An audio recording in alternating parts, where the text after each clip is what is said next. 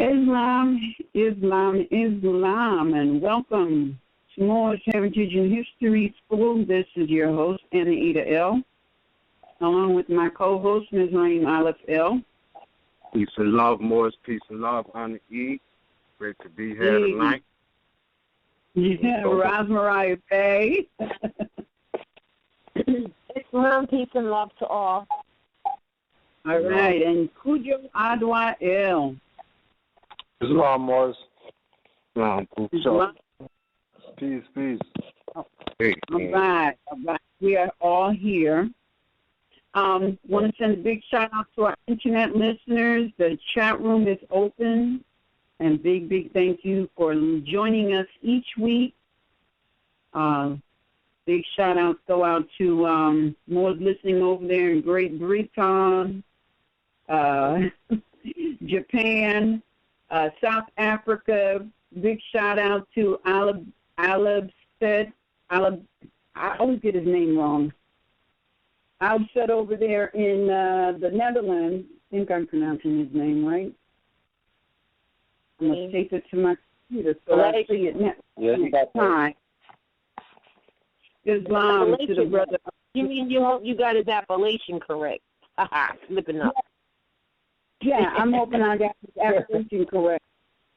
I'm going to tape it to my computer because, you know, he is the only one out there in the Netherlands, and he is putting it down, so I gotta acknowledge that. All right. Yes. All right. Big shout-out to our family listening over in the Philippines, Mexico,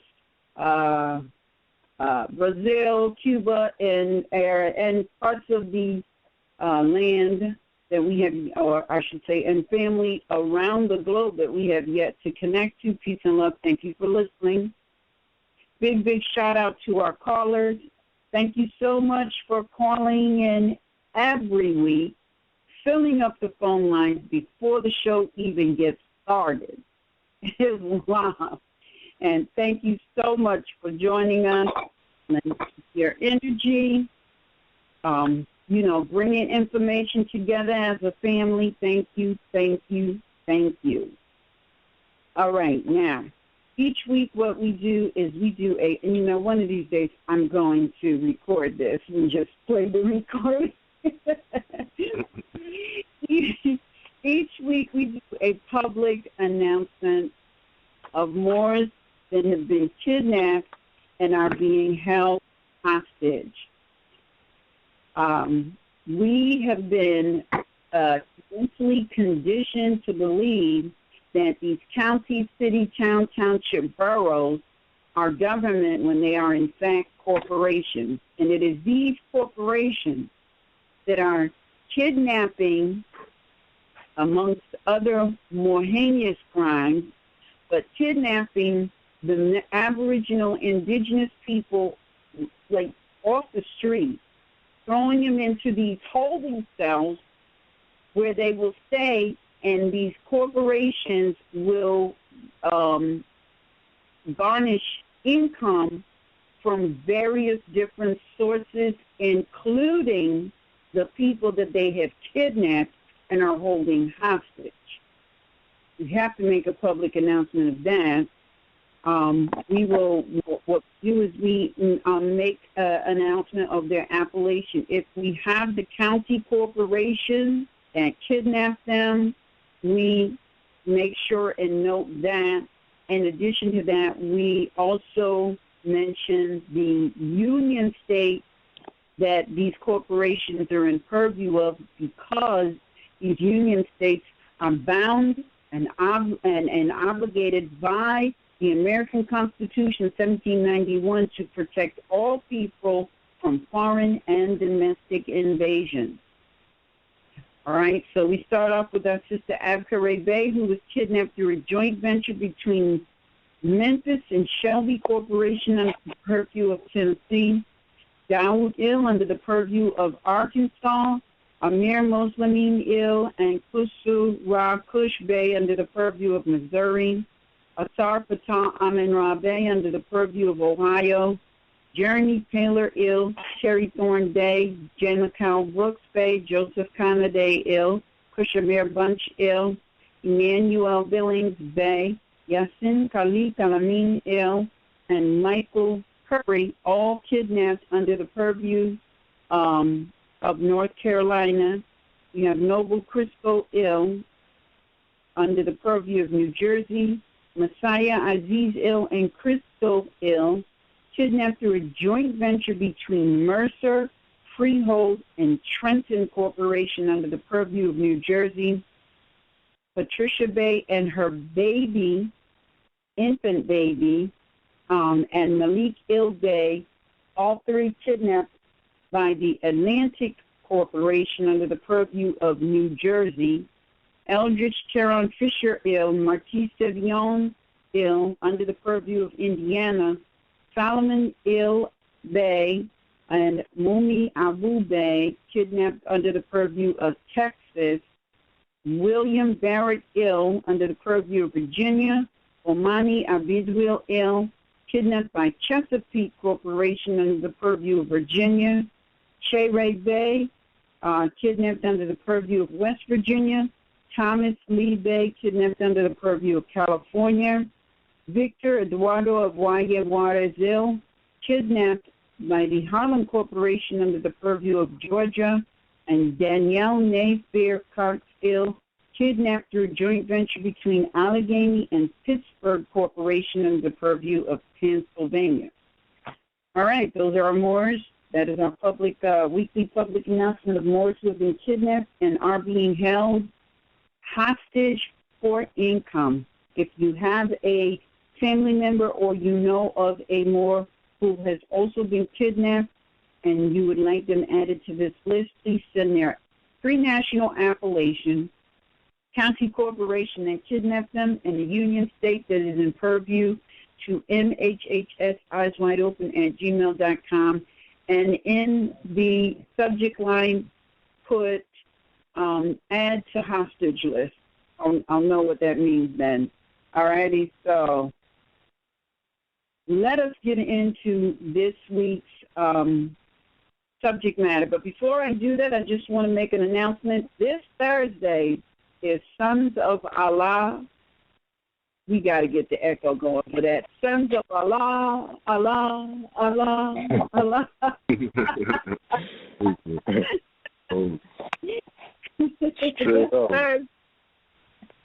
At 9 p.m., make sure and check the Sons out. And, of course, you know, tomorrow we have Moors Heritage and History School at 7:30 p.m. And Sisters Standing on Law this Sunday. We have a full week. Sisters Standing on Law this Sunday at 1 o'clock. We will be concluding our study and analysis of the Treaty of Peace and Friendship, 1787. This is part 3. All right? So, today's subject matter is government is not business. I want to say that again. Government is not business. Now, I've been watching a lot of documentaries, and you know, and the theme seems to be the same throughout every last one of them. And it got me thinking, you know, many times we have various interchange with people who work at corporations whom we believe, we've been mentally conditioned to believe, are government. However, government is not a business.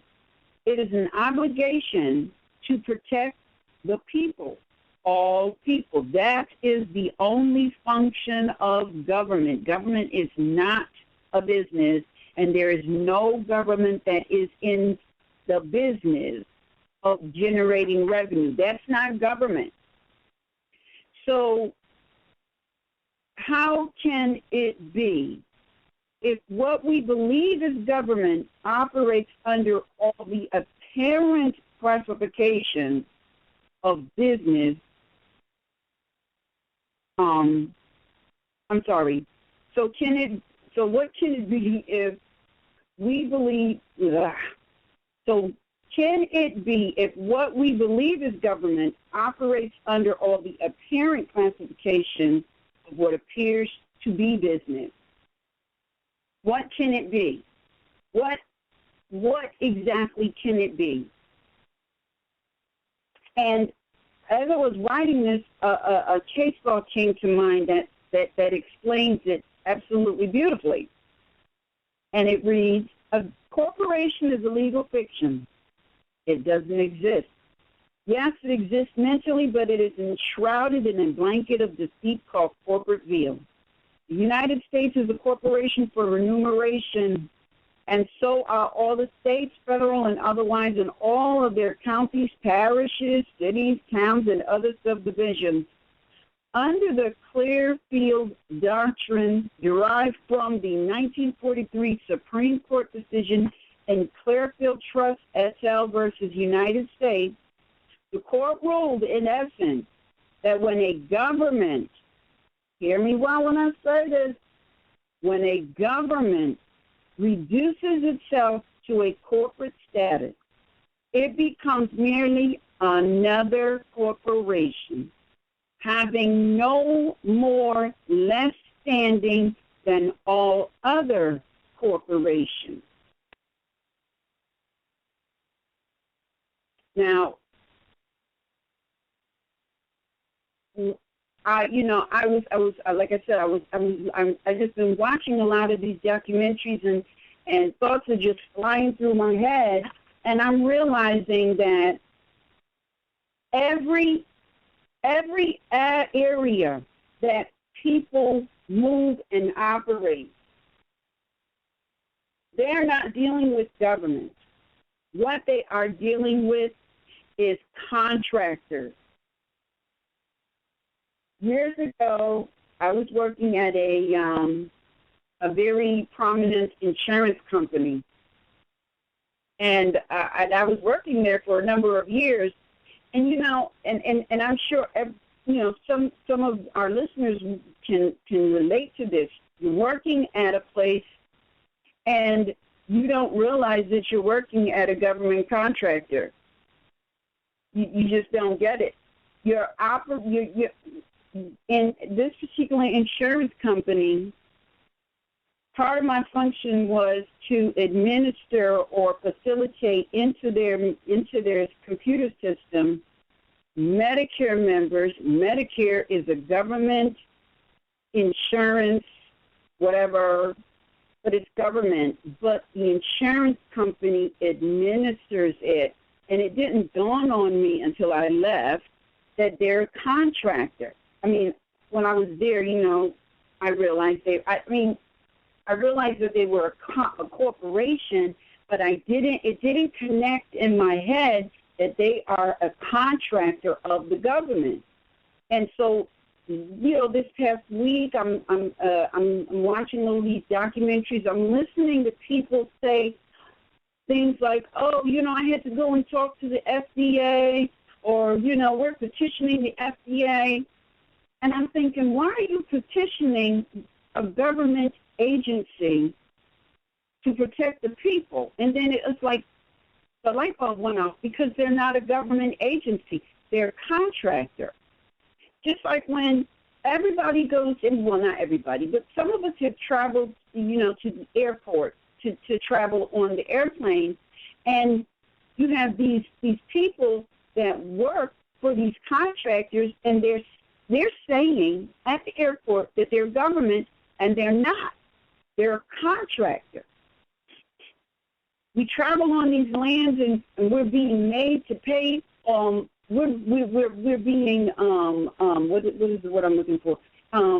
We're being prevented from uninhibited ingress and regress. If you don't know what that means, go look it up, because it's in the Constitution, so you ought to know.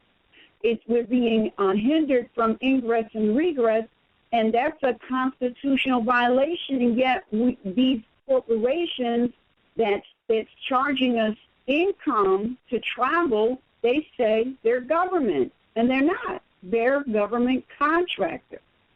And then, to really add insult to injury, we have when I reflect on the many different family members for the past, 2 years that's just been murdered on the street, and it's been recorded, and you got their family members petitioning the very contractors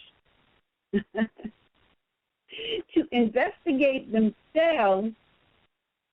And so because we as a people are not studying, we're not waking up out of this fog, these contractors are saying, okay, well, let's start up a court. Let's convene a grand jury. Let's bring them in. Let's give them the impression that we are lawfully government and we're authorized to, operate in a judicial capacity. But they're not contractors. They're not government. They're contractors. And I had an experience a couple of years ago, and sometimes we have these experiences, and we feel like, I lost. But you didn't. Because I had this experience in like 2008, 9, and 10. But here it is 2016, and it's clicking in my head. I get it now. But the information was in my head for me to bring forward today. I had an experience back around 2008 to 10, somewhere in there, and I was, as protocol, I CC'd the governor and the attorney general. The governor forwarded it to the attorney general, and in addition, the secretary of state. The attorney general responded back to me and said that these so-called courts and personnel are not under their jurisdiction. I didn't get it then, but I get it now. They were saying if they're not, the attorney general is in charge of the judicial operation of the state. If they're not under the jurisdiction of the attorney general, they are definitely not judicial. And they were trying to tell me without telling me that they're a contractor, you can sue them. And in conjunction with that, I had the Secretary of State send me back a communication asking if I am wanting to put in a claim. And if I did against this corporation, I didn't get it at the time. If I wanted to put in a claim, I would have to pay them $50 notes. I got stuck on paying them $50 notes. I didn't realize that they were telling me something, but I get it now. And I have all those documents. So it's confirmation, in my opinion, that I don't really need the confirmation, but I'm just saying they've been telling us to sue them without telling us to sue them, all along. So here it is, 2016, and we have this article from, the state of Connecticut, which says, oh my gosh, and I got to figure out where I put it now. But we have this article from the state of Connecticut where they're saying that Department of Motor Vehicle has no business, being a debt collector for the county. And what's that saying to me is, okay, here we are, 2016, they're telling us all, once again, that these counties are not government, they're contractors. Couple that with the decision in 2011 with Rod Class versus North Carolina, and North Carolina coming out and flat out saying that the Department of Motor Vehicle and the police department are not agencies of North Carolina. They're not agencies of the state. And then further went on to say that they are independent contractors, and the police will have to put their stuff in somebody else's name because the people can sue them. or the people will be suing them. They flat out told us. They're telling us in that, I mean, that's 2011 and 2016, and, you know, I mean, it's like, okay, what more do they need to tell us before we get it? I mean, you know what I mean? What more do they need to tell us? I mean, they're telling us in so many different ways that we're the ones, we, people, if our liberties are violated, we're the ones that have to sue them. We cannot expect a so-called prosecutor to sue them because the prosecutor does not have standing. They have no first-hand knowledge. They were not there. It is not their liberties that were violated, those liberties that were violated. And so it is the obligation of the people to hold these persons / people operating through these corporations accountable at law and with law for violating the liberties unalienable of the people. Nobody else is going to come and do this for us. We're the ones that have to do this. It's our liberties that were violated. It's our obligation. And this is why Prophet Noble Drew Ali says to us, study, study, study. What are you studying for? So that you will be able to go into a competent court and sue people who violate your liberty. He said, if I can just get you to start thinking, you would see this and you will be free. These is, I mean, this is not, and he's saying that this is the prophet who wrote this, you know, over 100 years ago. And we need to start enforcing the Constitution because that is what protects us and that is what's going to save us. Nobody else is going to come here and save us.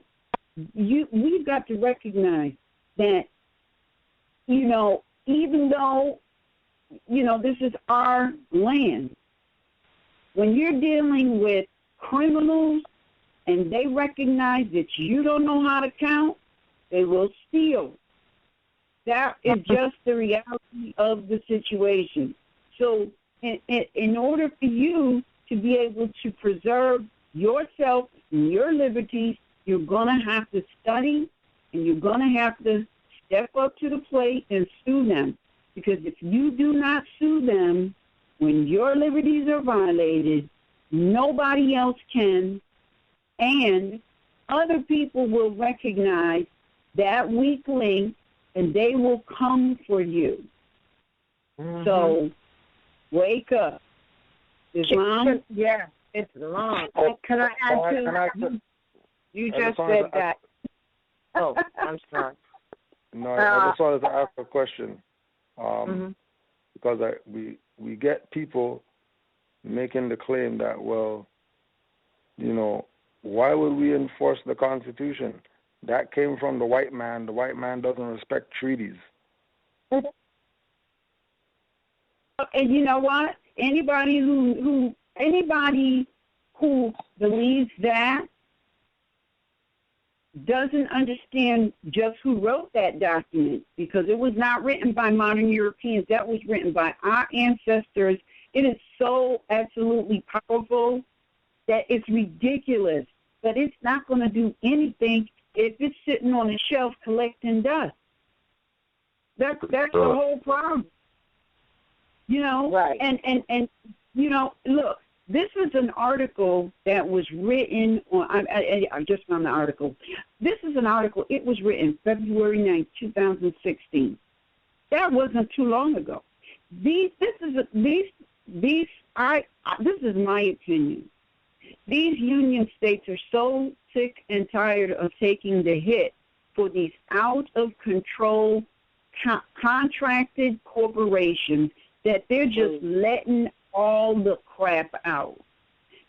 And they're advising their media outlets to do the same, because that's all I can say. When they write in here things like the city would lose $2 million a year if they stop collecting yearly taxes from people who have a car to supplement people who have a home. It would. They write things like it would diminish both property tax revenues and ticket revenues for towns.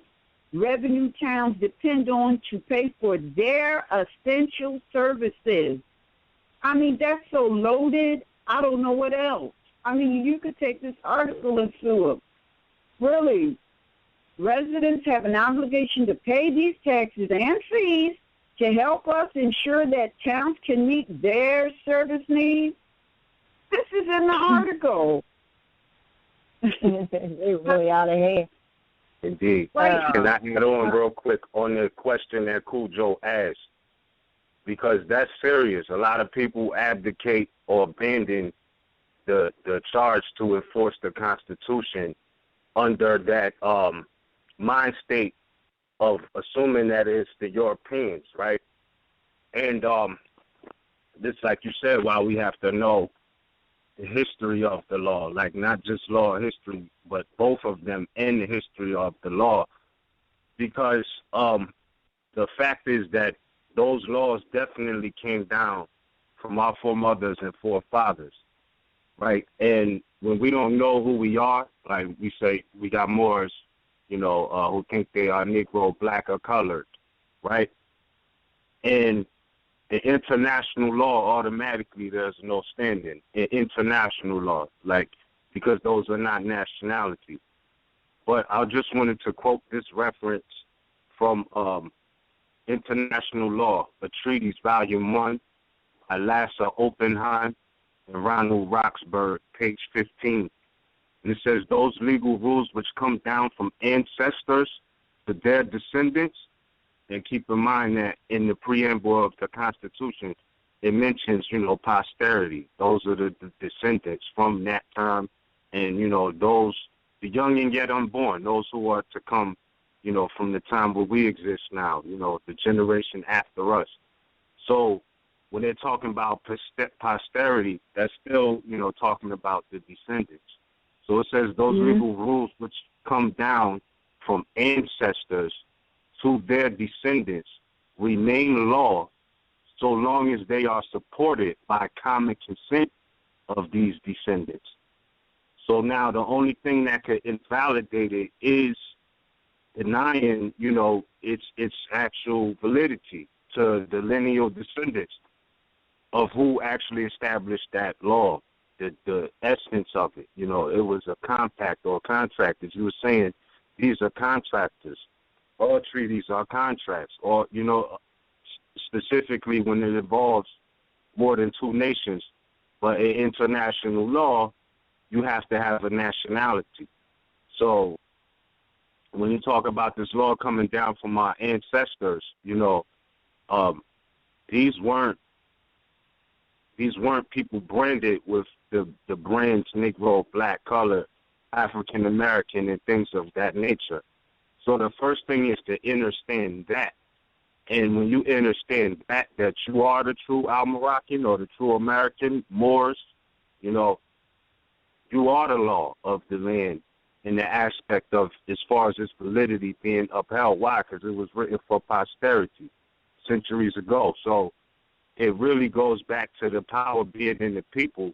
And like you said, nobody else is going to bring us out of this. You know what I mean? And they have a plan, and it's in Alpha where it's talking about, political asylum not being available. That being said, and you understand that or understand that, you look at court in international law, if you understand your nationality, then, the power is in us or on us. The responsibility is on us.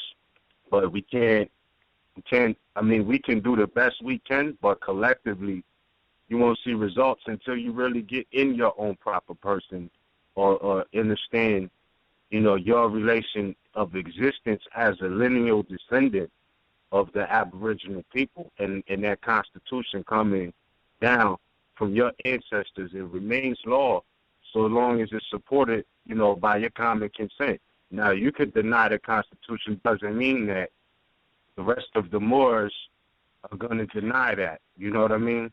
But for that particular individual, which in some weird way will affect us all, this is where the conflict comes in of its validity.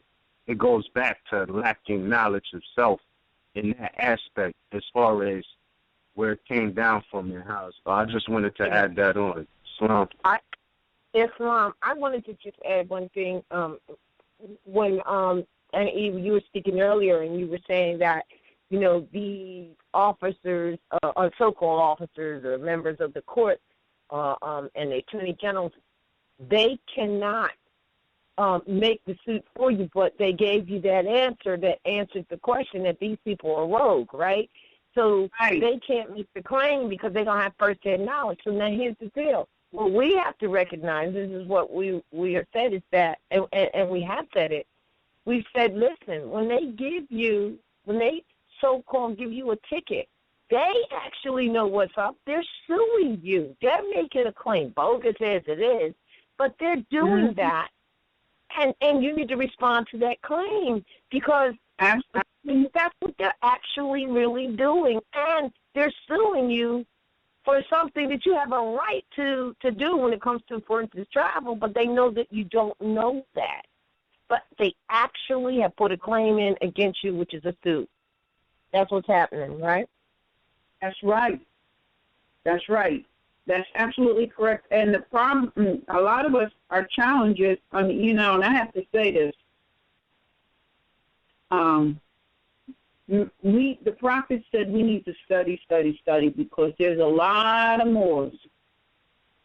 They do not know how to write a simple cause of action.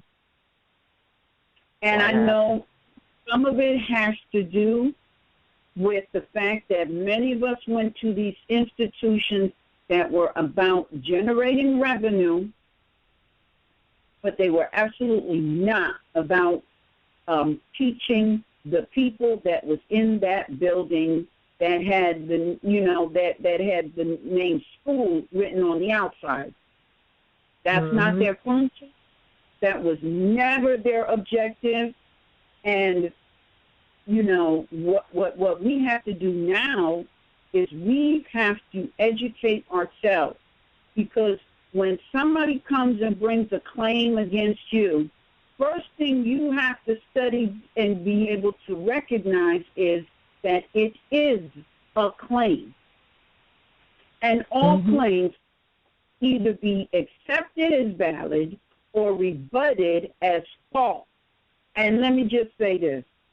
Sending a name correction and a proclamation is not a lawful rebuttal. I'm going to say it again. Sending a name correction and a proclamation is not a lawful rebuttal. All right? You don't need to be sending a name correction and proclamation for nothing. What you need to know how to do is write a writ. The first paragraph of every writ has your status. That's it. Right up front, where it belongs, and then you go into your claim. All right? So we, our challenge, and this is why the prophet says study, study, study, because we were never educated. And but we've got to take it into our hands to independently educate ourselves, if nothing, to write a simple cause of action and write it well. Your handwriting doesn't have to be perfect these days because we have computers. You can type that thing up with one finger at a time. Print it and sign your autograph. Sign your autograph, not print, okay? Because there's some people out there that's doing some printing of their autograph like they're in some commercial activity crap, all right? Our forefathers knew very well the script, calligraphy. Look at our documents. we were well-versed in writing, and we knew what it meant. And when you send anything in and you're printing, what you are demonstrating is you have not studied, because if you were studying, you would not be following under no policies and procedures of the United States of America government while sending in documents that at the top say Great Seal. Mm-hmm. Well, can I add something there to that? Because I had that situation where people wrote into me about how they're printing. They said because it's cursive writing and therefore it is a curse. And I thought, wow, what are these people, looking at? Who thought of that? Because any document that you write, any writ, affidavit, anything that you write, you are in fact spelling, which means you are in fact casting a spell. Now, some people refer to that as a curse. Well, it depends on what you're writing, whether it's good or bad, because most people say curse means a bad thing. And that's not necessarily the case. So now they've attached the cursive writing, which is, script, right? They've attached that to some bad casting curse. No, you're casting a spell. Whether it's good or bad is up to you. So if that seems to be that was one of the reasons that they sent me, and I'm like, wow, I hope that people aren't really buying that.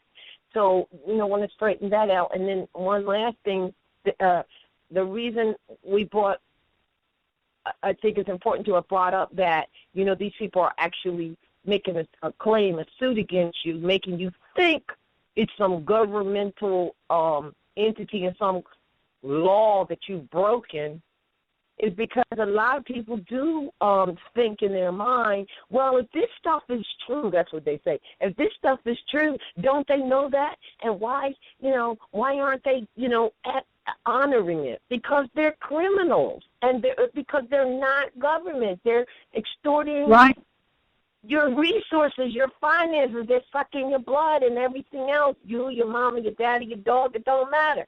They're making finances that you have so eloquently read, that was just in the paper, where the state said, no, we can't have for instance, the DMV, extracting finance. That's not what they were designed for, to write a ticket from a municipality. That is called collusion. They collude. They're all, there's one thing for sure. They know who they are, and they stick together and take advantage of the ignorance of the people, because that's just who they are, So I just wanted to say that about the printing thing, because one last thing about the printing thing. We all know now that in some places they're trying to teach the children, your children, if our children are there in these public schools, how to write their name, not only print it, how to print their name and to print it in all caps. This is their setting up for the admission to be a corporation, because in printing, anything in all caps means it's a corporation, period, and the story done. And lastly, you can go in a little more about this mixture that we're doing, that a lot of us are doing with mixing commerce stuff and the United States of America, which is doing commerce. Matter of fact, one of the reasons they came, if you read the George Washington letter and the history and fact, is to do commerce. But that has nothing to do with you. So they're mixing, mixing apples with oranges, we get it all the time. They'll send their signature with the copyright. That's not a free national appellation on your family when you're dealing with your family. That's right. So they're mixing commerce in too much, Well, what it's demonstrating is that they really don't know government, all right? Because the name correction of proclamation is government. Government is family. If you're sending all of these, first of all, if you're sending documents to the family and you have all these foreign markings from another, another entity what you're saying, first thing you're saying is you're confused. You don't know. I mean, because the documents that you're sending says that I'm not under the United States of America government policies and procedures, but then you start using the markings of the United States of America policies and procedures. So it's right away, it's saying you're confused. That's number one. And then number two is you're saying that you don't completely understand government. You're not clear what family you belong to, because government is family. This is about uniting the family. So, and you know, if we just put aside the whole commerce thing and look at it from the perspective of government, government is family. Whose family are you a member of? All right? That's it. That's how you keep it straight.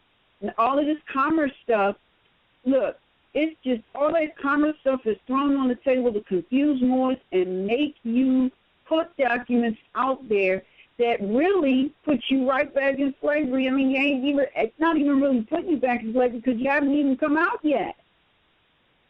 Mentally at all. It's a war. But so you can also, right, we have to study. I mean, studying is the order of the day and night, okay? That's all there is to do, is study. And study for you. Stop trying to think, oh, this would help so-and-so, you know, this will help Sally, Jane, John. It needs to just help you.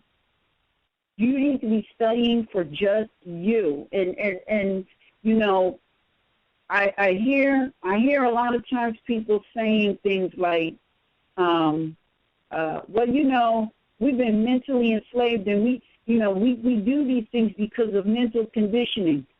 All right, and this is what I have to say about mental conditioning, and then I'm done.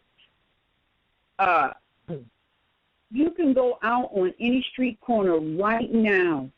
You can ask any conscious or unconscious law, and they will tell you about the mental conditioning that took place for 300 to 400 years. It is so clear that everybody who is melanated know that they are under some kind of mental conditioning. It is now time for us to put that excuse aside and begin to figure out how to come out from that mental conditioning and stop using it as an excuse to do nothing. The prophet said, study, and we need to study, and we need to begin to make the mental change, because it is not about making a physical change. This is all about making a mental change, And we it's obvious to us that we got the shackles off of our ankles and our wrists. And so it is now time, it is past time that we take the shackles off of our minds, because ain't nobody going to come along and do it for you. We know we've been mentally conditioned. It's time to start studying and getting rid of it. Islam? Yeah. Sure. And what you just said about study for yourself really is what the prophet was saying when he said, I have given you enough information to save an entire nation, but go and save yourself, because if you save you and I save me and everyone saves each other, then we're all in the same, we're all united with the same thing, which is, you know, what our task is. That's where our problem is, because, you know, everybody's at some different level, I guess, and it's the slavery is the mental slavery, as you said, and that's why it's like I've come to take you out of your mental slavery, because that's all that it really is. That's all. Mm-hmm. That's your all mind. It is. What follows. We can change that real quick. We can change that very quickly, you know, and that's why he said, the prophet said that this will be a breakfast fight, meaning that between now, right now, this show, if all of us was together between now, it would be over by breakfast. Yeah, amazing. But I don't know. But I don't know.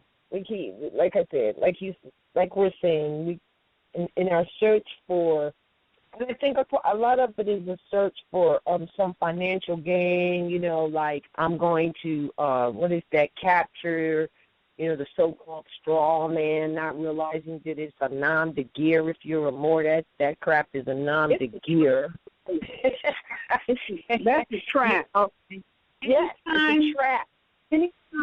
Anytime there's, some Federal Reserve notes dancing in your peripheral vision, it's a trap. It's a trap. Definitely a trap. Definitely. Because you are rich, my children, you are rich. Because this is our ancestral estate. So when the mindset can get to that, then maybe we can get to the breakfast fight. You know what I'm saying? Being over by breakfast, Yes, absolutely. Yeah. Because you can only be what you know. That's it and that's all. And so a lot of people get captured. They don't realize that they're becoming a party to the existing fraud that they were not a party to from the onset. That's right. That's right. And when Moors get into this, when they show that they're confused about what family they belong to, it sends a message not of the Moors, but it sends, look, they so are terrified, absolutely terrified of the Moors waking up. That is like their biggest looming nightmare. It is because they know it is inevitable. It is going to happen. The only question is when. And it is because of this looming reality that you are finding that they're doing all sorts of things to suppress it. I mean, when you look out at what is more and more craziness is becoming available. Why? Because they're trying to suppress the Moors waking up. Yes. That's all it is. All it's about is to keep you asleep. How about we don't oblige them and we all wake up? Mm-hmm. All right. Mm-hmm. And you know what's funny? Something just hit me about this whole aspect of commerce. I just wanted to add that on real quick. When we came back from travels last week, I pulled something up to watch on my phone, and it was this commercial. And I'm pretty sure everybody heard of the quote-unquote credit card that is called American Express, right? Yeah. Mm-hmm. They had a European artist doing this commercial, and at one point in the commercial, I think it was towards the end, it had a picture of the American Express card, and at the bottom, it had hashtag Amex Air, like AMEX, right? So I'm looking at this and I'm thinking, you know what I mean? The first thing I thought is a Mexican, but this is unique because it's the American Express card out of all of them.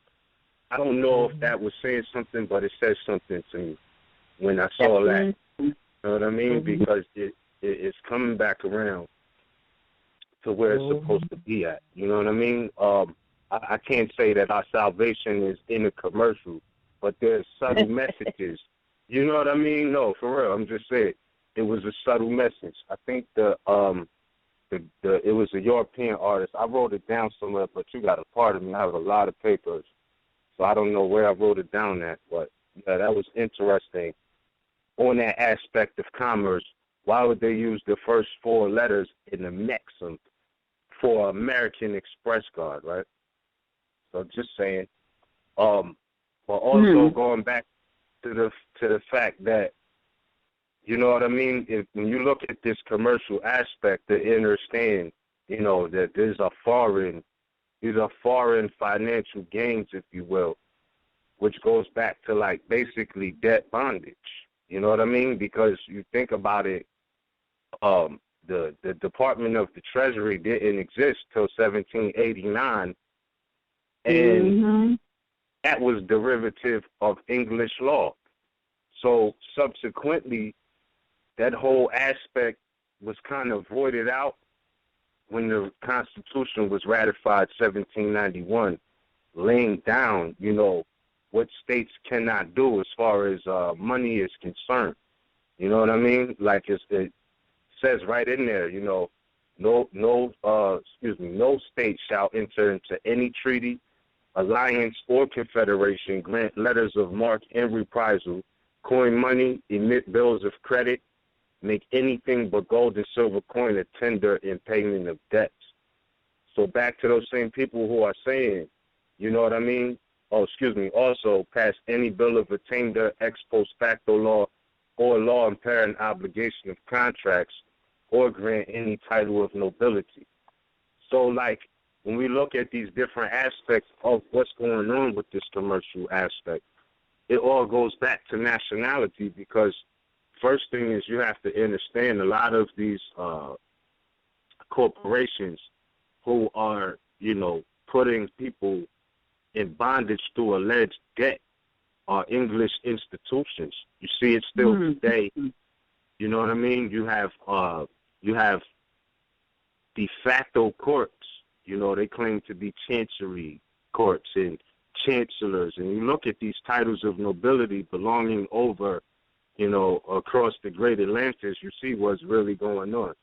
So in enforcing the law of the land, you realize that these people are really like, they have no standing. It is no standing, except for going back to what we said earlier about the consent. You know what I mean? If you know who's American and who's not, the rest could fall into place easily by looking at the law of the land. And when you look at these different institutions that are operating today as revenue courts, you know what I mean? Child support, traffic court, you know what I'm saying? This is what they are on. So in the aspect of falling for, let me go try to, reclaim this so I could get the financial benefit from it. I don't know whoever went through that or whatever, but it's a personal thing, if you will, because that's not beneficial for the nation at all. But I mean, ignorance of the law is no excuse, but at the same time, someone who doesn't understand that they have a nationality, they're going to make moves like that. You know what I mean? Because they don't understand this whole aspect of, the Moors' relationship history with the Europeans. Like that there's an interrelation there. And at the same time, there's separate entities, separate political bodies. That being said, they had to accept our law of the land. So that whole Treasury Department aspect, whatever they was doing at that time, was with the clamps was put on that with Article 1, Section 10 of the American Constitution.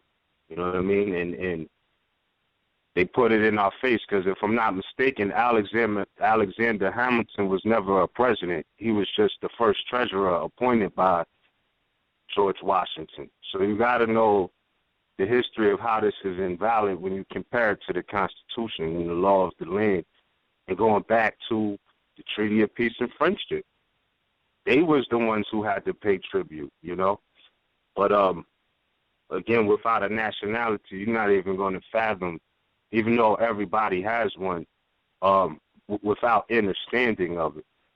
And like you said, it's no excuse. It's time to put aside that excuse that, we've been mentally conditioned. And coming out of this mental conditioning, you have to just not have knowledge yourself, but knowledge of others too. You know what I mean? So like you say, who is who, what is what. So I just wanted to add that on. And also Article 1A of the United Nations 1956 Supplementary Convention on the abolishing of quote-unquote slavery. They go into debt bondage. You know what I mean? Even though we're not slaves, slaves are Slavics, but the concept of mental slavery, the debt bondage, I mean, municipal warrants, etc., things of that nature. These are all aspects of the debt bondage. And I know the nationality is the remedy, because now we're talking civil status, you know, laws that don't apply to certain nations. You know what I mean? So there it is. And then if you're claiming to be black, you're automatically under a jurisdiction of English jurisdiction. I mean, it just is what it is. So you can't really, you know, make national and international arguments or rebuttals in that status. It's not going to pan out right. And I'm not ever saying anything is easy. I'm just saying that different aspects of what you talk about, you have to know about. You know, and that being said, I just want to yield the floor with that. Islam? You know, you said something, and I know a lot of people. This probably, you know, they weren't aware of this. I just want to say this real quick. In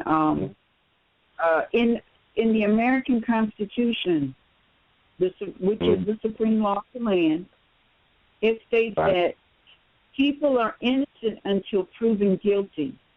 However, English law, it is the people guilty until proven innocent. Now, what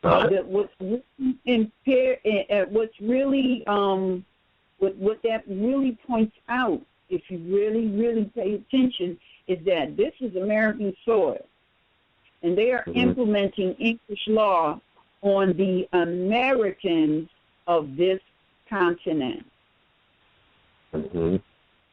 True. And it has no standing. It has no standing. But look at this other jewel in it, too. You remember in the 101s, Noble Drew Ali said the word colored means anything painted, stained, varnished, or dyed, right?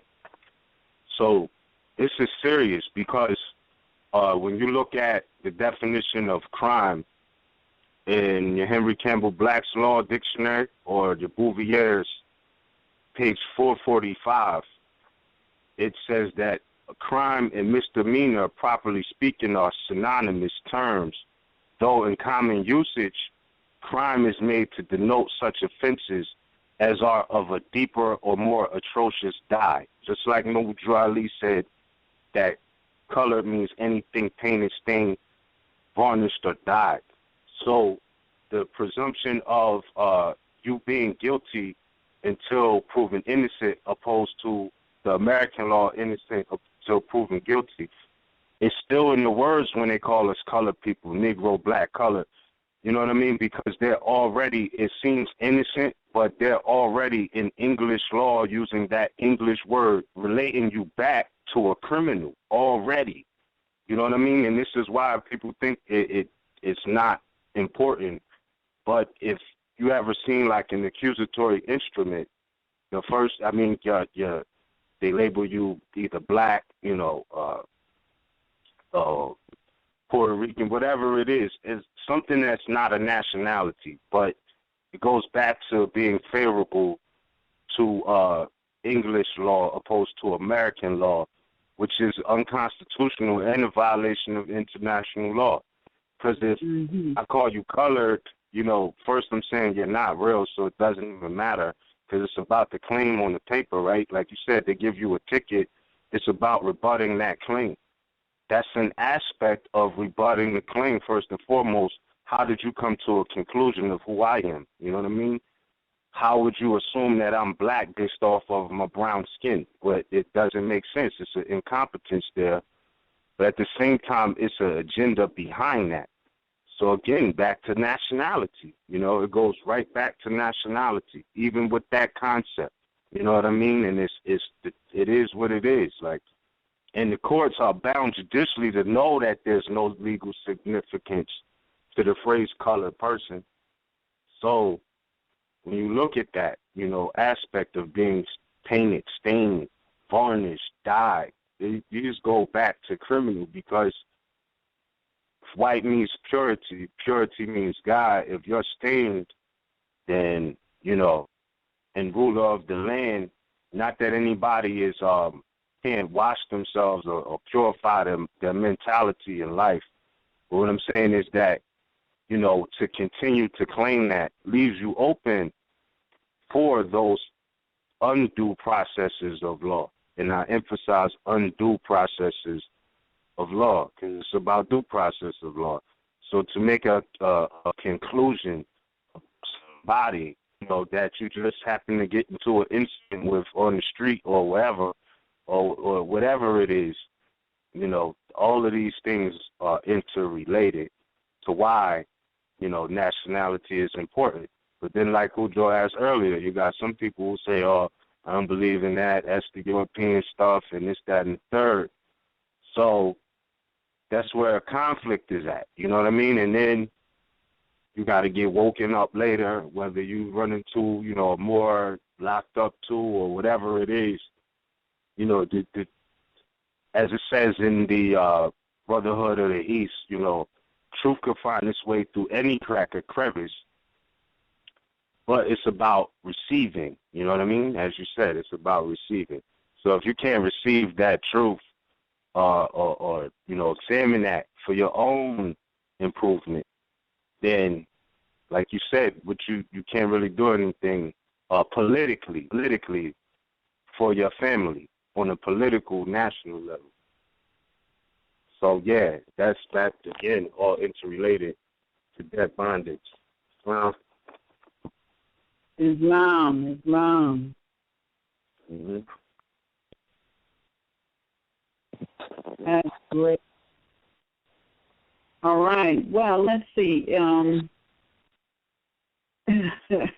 This is such an interesting topic. I want to, at this time, if it's all right with everyone else, open up the lines and start taking some comments and some questions. If you have a comment or question and would like to present it, press 1 on your telephone, and we will take your call and or question. All right. We have caller 570926. Caller 570926. You're live on the air. Please state your appellation at Northwest of Mexico.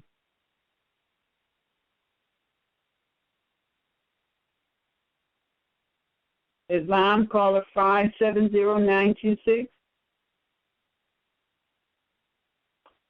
All right. Feedback. Caller 443-376. You're live on the air. Please state your appellation at Northwest of Mexico. Islam. I am Hassan Ghazi Obey at Northwest of Islam. Islam. I was just calling. I wanted to make a comment and a question. Just wanted to say I did take your advice, Mother. We spoke a few months ago as far as observing myself and studying myself more. As I've been listening to the archives as well, too, Sister Anna, when you was talking about the dieting and how we were built and made and how, our thought processes and things have changed. So I've just been, like, these last few months just going out on a limb and just really taking in what you guys are saying, writing it down and researching it back and forth. And all I can say is, yeah, it's working for me. I feel lighter just diet-wise, like I'm not as sluggish. My thoughts are clearer.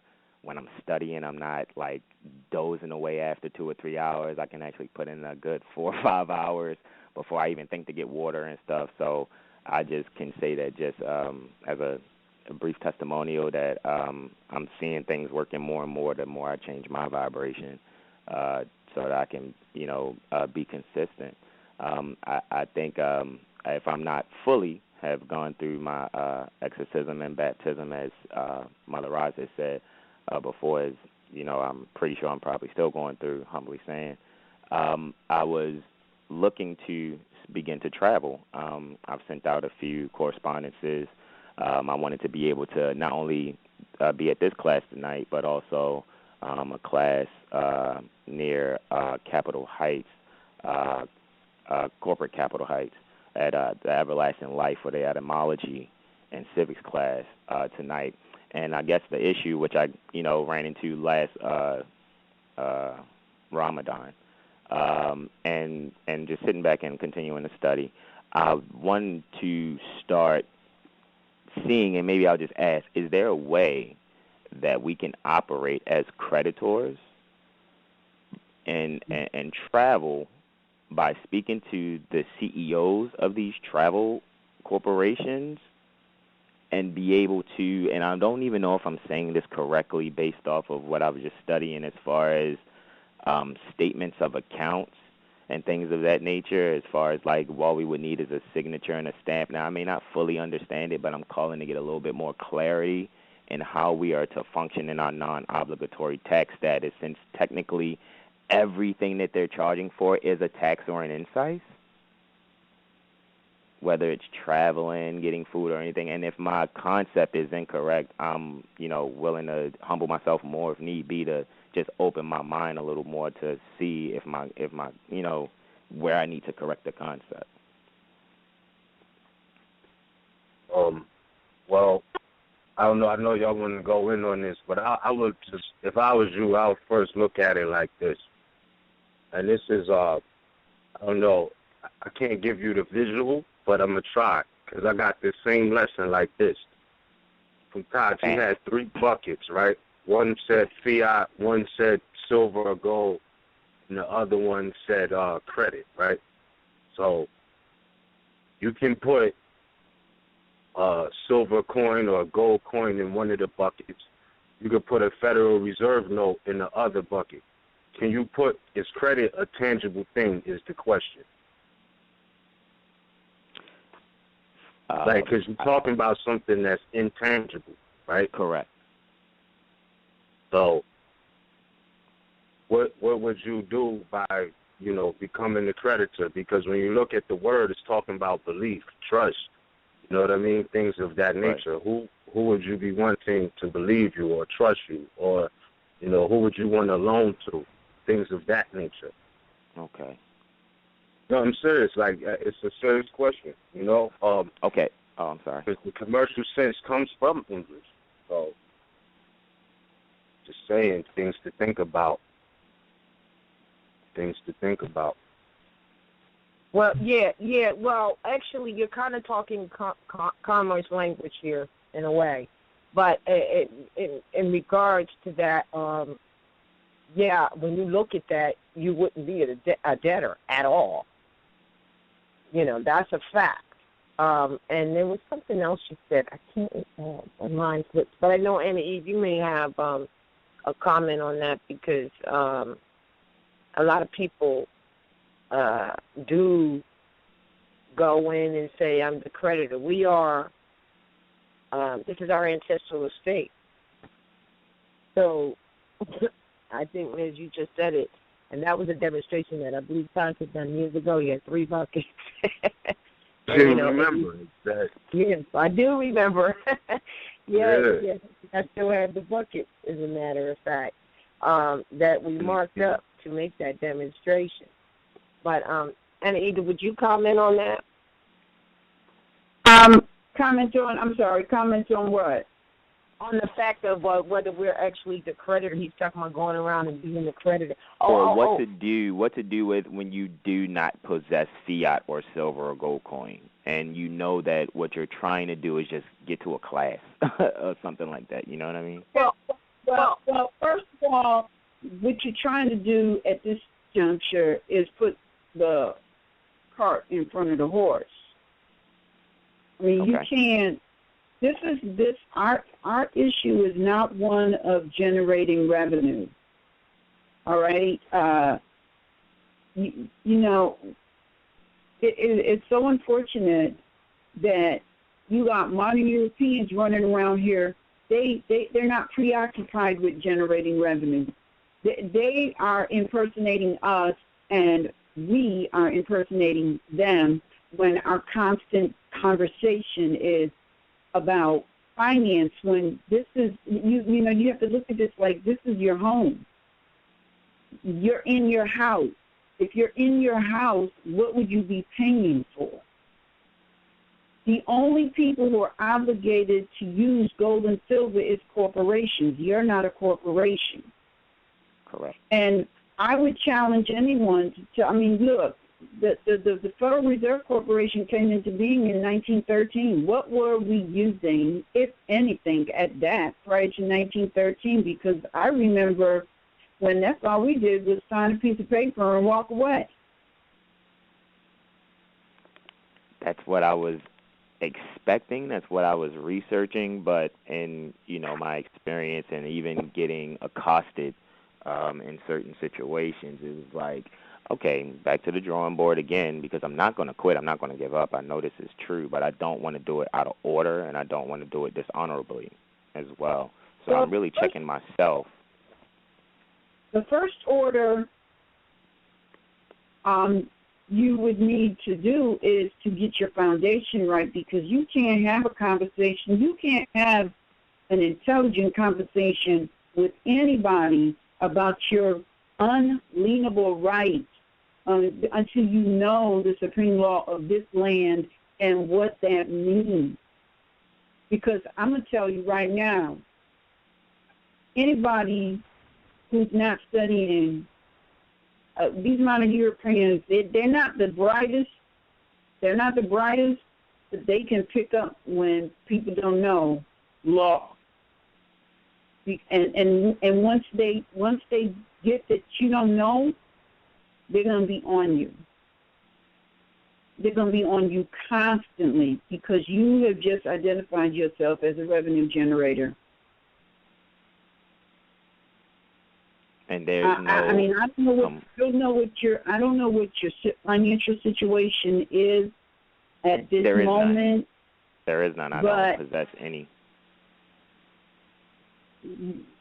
Well, you can't you can't walk and run at the same time.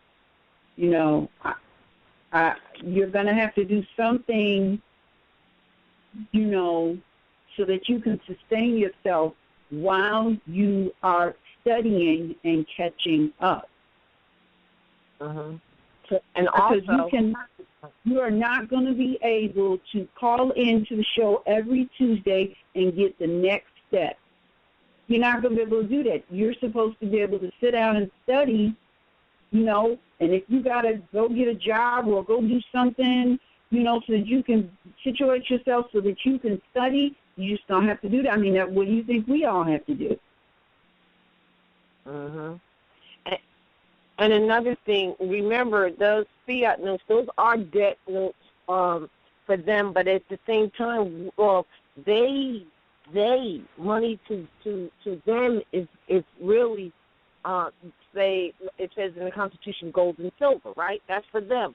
However, as more as you can change or exchange in anything you want to, whatever you wish to. So, we get a little hung up on that, but there is an article on the, what page is it on? It's called Faith, Fiat, and Dislogistic Families. And some of the references Ms. was making, you'll find out of that. And, believe it or not, it's on the Religious Controversy page, Faith, Fiat, and Dislogistic Families. Read that article as well. But, you got to do whatever you got to do. Like we put to get to where it is, as you were saying, at the age you want to be. Now, as far as you saying, you said something about, how to effectuate the non-obligated tax, just like that, not obligated. If you don't know why you're not obligated, then you will never be able to effectuate it. You see what I'm saying? If you don't know, right, you have to know why you're not. And then if someone asks, you should be I'm just saying, you would be able to express that, be it written, verbal, or however. Because many people still do, and I suppose will continue to in the future, just make it just that simple. And then, look, when they say to you, well, if you're tax exempt, well, you never said you were tax exempt, because exempt means that you were obligated and somebody exempted you. So you know what I'm saying? I mean, this sounds like splitting hairs, but it's really important to understand that position. And so, you express why you're not. And then they can't trump that. There's nothing, they'll say, well, you need a ST form from the state or a federal tax exempt number. You don't need any of those things because neither one of them have the authority to determine your status regarding that. It's already done. So you can't go to them and get a form to exempt you when you're already, to exempt you. They don't have the authority to exempt you because you're not obligated in the first place. Then you go to the About Taxes page and you'll see in there all of these things are reserved for your position. For anyone who's really studying it, it's all right there. Case law, statements, letters from congressmen, letter from IRS reps. It's all in there. You have to know what your position is, and you can refer to that as an affirmation, but never support, not as the backbone support, because the backbone support is that you were never obligated because it's a part of your rights of birth and your ancestral state. So nobody on the outside is going to give you that status. You already, you have to be aware of it yourself and then effectuate it in an intelligent tone. I agree. Another part of it as well is recognizing that we're literally, years behind where we're supposed to be. Mm-hmm. Like people look at the things that we or hear the things that we talk about, and think that because we know we're there, because we have these books and we could make references to certain things that, oh yeah, we're there. We're not there. We're behind. Like we're trying to catch ourselves up to where we're supposed to be. Because again, we use Noble Drew Ali as a reference point. There was a treasury with gold and silver in it at one time for the Moors that Noble Drew Ali had. Where's that at right now? Where'd the treasury go? Like there was a treasury that nobody's not even questioning. Where's the treasury money? Which was gold and silver? Which would be all the credit that we need, because that'll be the collateral that we use to say we don't have to be responsible for any debt. Where's all the manufacturing companies that he had? Where'd all those stuff go to? They just disappear. How's the Vatican still around today, but Moorish Science Temple of America is splintered into 500 million pieces all over the place? And nobody can find one that's legit, that's tied to him back then. Not one. Everything's a splinter of what might have been or used to be. There's been tremendous work done to get us in the place where we're at right now. And anybody thinking that because, oh yeah, I know that I'm a Moor, so I'm just going to go out here and tell them whatever, that you're going to get what you're claiming, that's an illusion. Because where the Vatican is right now is where we should be right now. Because they founded at the same time. Vatican and Moorish Science Temple of America have the same founding date.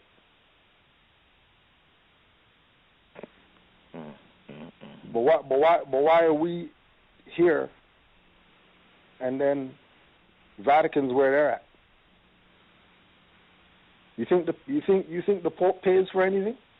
Brother, I'm totally following you.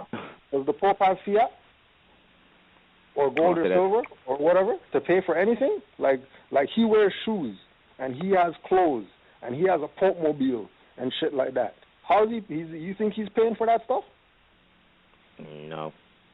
Does the Pope have a job? Does he have a salary? Does Jesus send him money, wire him money or whatever?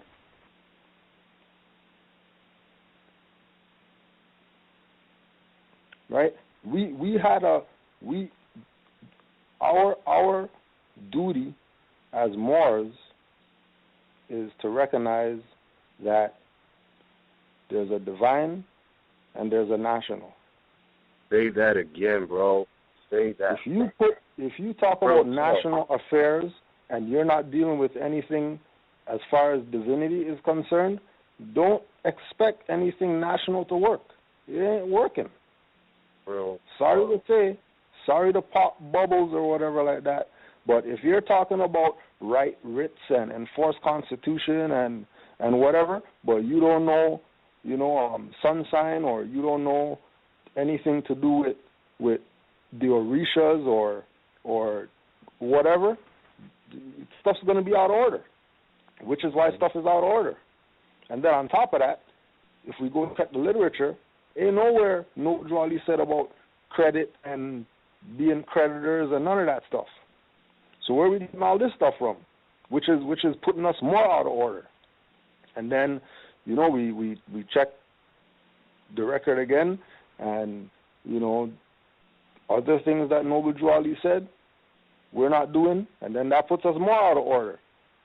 And we just keep being out of order, wanting stuff to happen when we're out of order. And I agree, a lot of my studies that I do have here has been from watching. I mean, everybody that's on the panel right now, in some way, shape, or form, either a broadcast, a streamed video, whatever the case may be, I get as much as I can. As far as a temple here to probably get literature from, no. So I try to get literature from as many places as I can possible, even if I come across a brother that may have something that I could photocopy and maybe only get 1 or 2 pages of it until I can get the rest of it. You know what I mean? Because that's not really here. So it's like, as far as an ephemerides, I have the ephemerides for the whole year. As far as studying astrology, as far as the different aspects and what they are when planets do align, whether it's a transit to transit that's going on right now or something that's aspecting in my natal chart, I'm checking that every day. Usually when there's a void, of course, of moon, I chill. These are just basic stuff that I'm going over. No, I don't know it all. Yes, my sun is in Cancer. Yes, my ascendant is in Cancer. Yes, my moon is in Scorpio. You know what I mean? But I may not comprehend. Let me come a different. Cujo just told you. Cujo, I'm just sorry. I just want to interject, and Cujo, then he could definitely finish. Cujo just told you that there is a national domicile. There's quasi-national domiciles, which are the states, all states. Union states. It is municipal domiciles, which are all those local municipalities all over the place, right? Roman venues.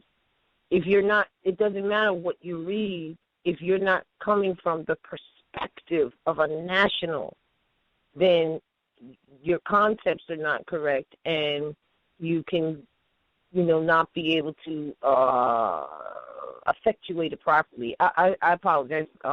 Could you go ahead and say what you want to add? Let me come up from a different perspective for myself with regard to this information, whether we're talking about,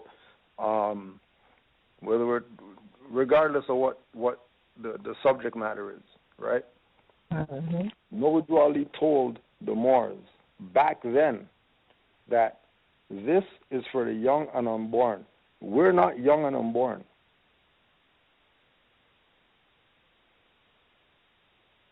This is not for us to not suffer and struggle. This is for the next generations to not suffer and struggle. I don't care what we know. If we're not young and unborn, this isn't for us. You think that all these videos or whatever that we put out, all these books that people write or whatever, is for us to get something? It's not for us to get something. There's nothing for us to get.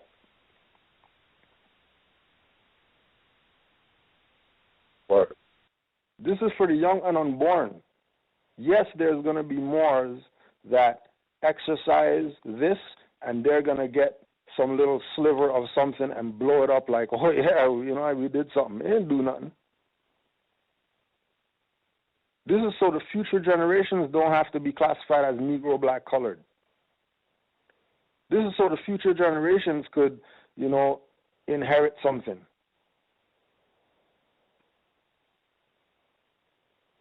Yeah. And trust me, even when we look at something as small as uplifting fallen humanity, Moors don't even do that. That's the motto of this.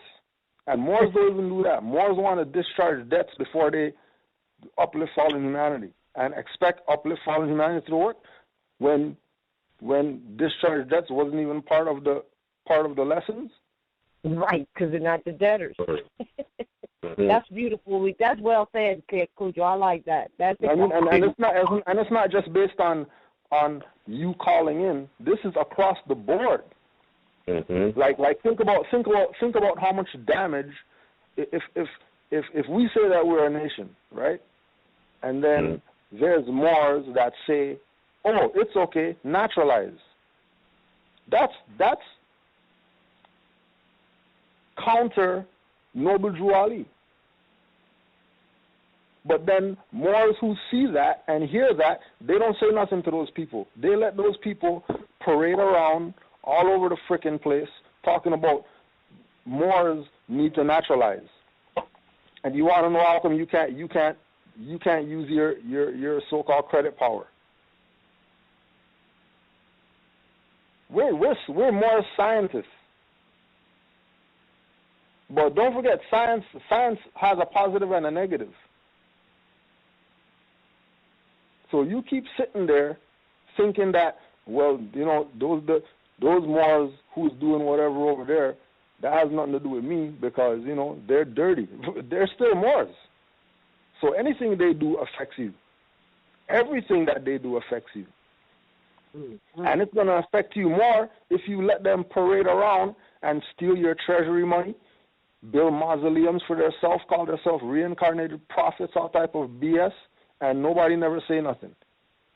Mm-hmm. And then they go contract with the state, go to the Department of State, get tax or whatever, go do all this stuff with the corporate state.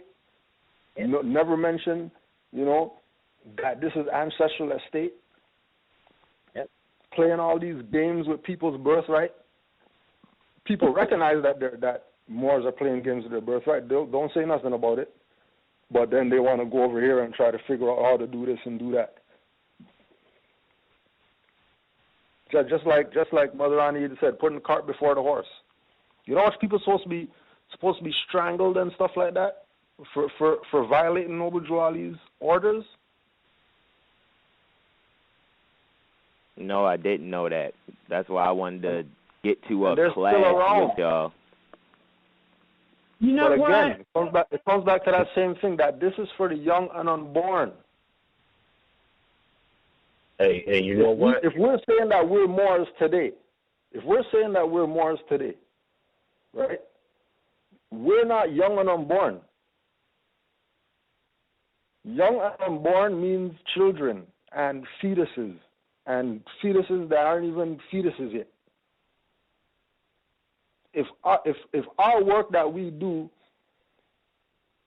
we think that we're doing it for us, 100 more years is going to pass with us not being able to put anything in the credit bucket, trying to put stuff in the credit bucket.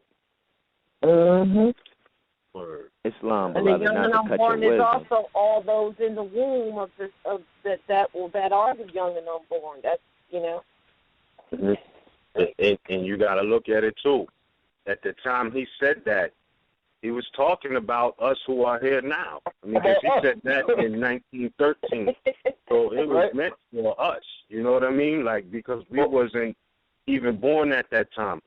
But what I'm saying is that as competent beings, you know what I mean? Like you said, we have to leave what these works that we're doing now in writs and blogs, classes, YouTube videos, all of this, like you said, It's going to be the youth that are unborn now or have just been born. They're going to have so many more reference points than we had. And I'm not saying that I'm young, and I'm definitely not saying that I'm old. But what I'm saying is we came out of an age where, you know, YouTube was like something 3050. You know what I mean? Like, it wasn't even, we didn't know that we would have all of these options here. We came in a transitional state, and that time is now. It's a more responsibility in the now. And what you're saying that is so real because it goes right back to a divine aspect. You know what I mean? Like you said, you can't do nothing national without the divine. You can't do anything without the correlation of the two. You know what I mean? And we go off on other paths, you know, because like, let's say the Constitution says for posterity. That's perpetual. That's every generation, everyone that has came since it was written and that is to come. You know what I mean? These are perpetual things. But the divinity of it, we're not going to go anywhere without that, I don't think. You know what I mean? I think that's half the battle because, like, even with Noble Drew Ali saying to declare your free national name in religion or appellation in religion, excuse me. You know, these are things to really consider. That's a divine aspect. We know for a fact we're not Christians by political source. Can't be that. So that's not. You know, we have to go back to those principles. You know what I'm saying? We have to go back to those principles. I apologize if somebody's scraping really badly and you can hardly hear what you were saying. Go ahead. All right, so, but I just wanted to add this on in conjunction with what Cujo is saying, because when you look at the divinity of it, you're talking about 100 years, 200 years, 3,000, 4,000, 10,000 year timelines of planning. You know what I mean? This is not just a one generation plan. Like, you're talking about going to our ancestor state of mind. They had calendars that, superseded, thousands of years, hundreds of years, tens of thousands of years. They were planning like that. And with that being said, I correlate that back to the brother's statement being so true that this is divine. You know what I mean? This is divine. And I just wanted to add this reference on with that, because Noble Drew Ali did not leave divinity out of the movement. He didn't. So this is a reference from The Light of Egypt, Volume 1, page 78. Not Egypt, the light of the world, The Light of Egypt, Volume 1, page 78. It says the sum total of a nation's wisdom or ignorance may always be found by examining its laws, constitution, and religion. That's a trifecta right there. That's a trinity. Laws, constitution, and religion. But it's talking about wisdom or ignorance. Now, let me say this, correlating that word ignorance back to the law of the land. You look at your Henry Campbell Black's Law Dictionary, page 881, definition of ignorance. It says the want or absence of knowledge. Ignorance of law is want of knowledge or acquaintance with the laws of the land. I'm not even reading anything else. Y'all read, y'all study that. Ignorance of law is want of knowledge or acquaintance with the laws of the land. And this is under the definition of ignorance, right? And then you look at our Constitution, the American Constitution is probably the greatest Constitution in the world, besides the Constitution of man in the flesh, and male and female itself being, based off of nature. But the first thing first that, nobody can prohibit, the Congress cannot prohibit the free exercise thereof. So I think that in understanding those aspects of what you were saying, as far as that divinity, those different energies that you can tap into, to get certain things done in a realm that's tangible but intangible at the same time. You know what I mean? It's a part of enforcing the Constitution. First Amendment, you know what I mean? I just wanted to add that on in conjunction with that divine aspect. Because, you know what I mean? Like, it's a difference between the dogma and the divinity. So, all right. Moors have a responsibility. Islam. All right. Islam, well, we had a lot of callers, and it is now 11:09. If what's going to happen is at 11:30, the internet feed is going to go down. So what you need to do is between now and then, try to call in and get an open line. The number to call is 347-945-5899.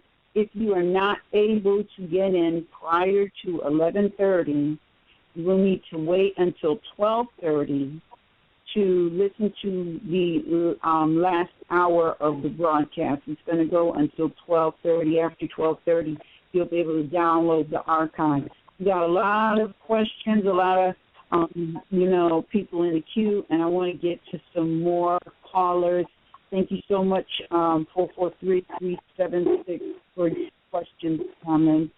We're going to go to caller 83290. You're live on the air. Please.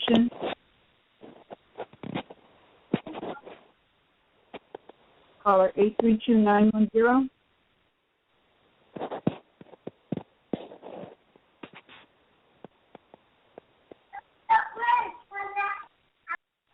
All righty, I guess they pressed it by accident. Caller 513-981. Everybody got shy and came out of the queue.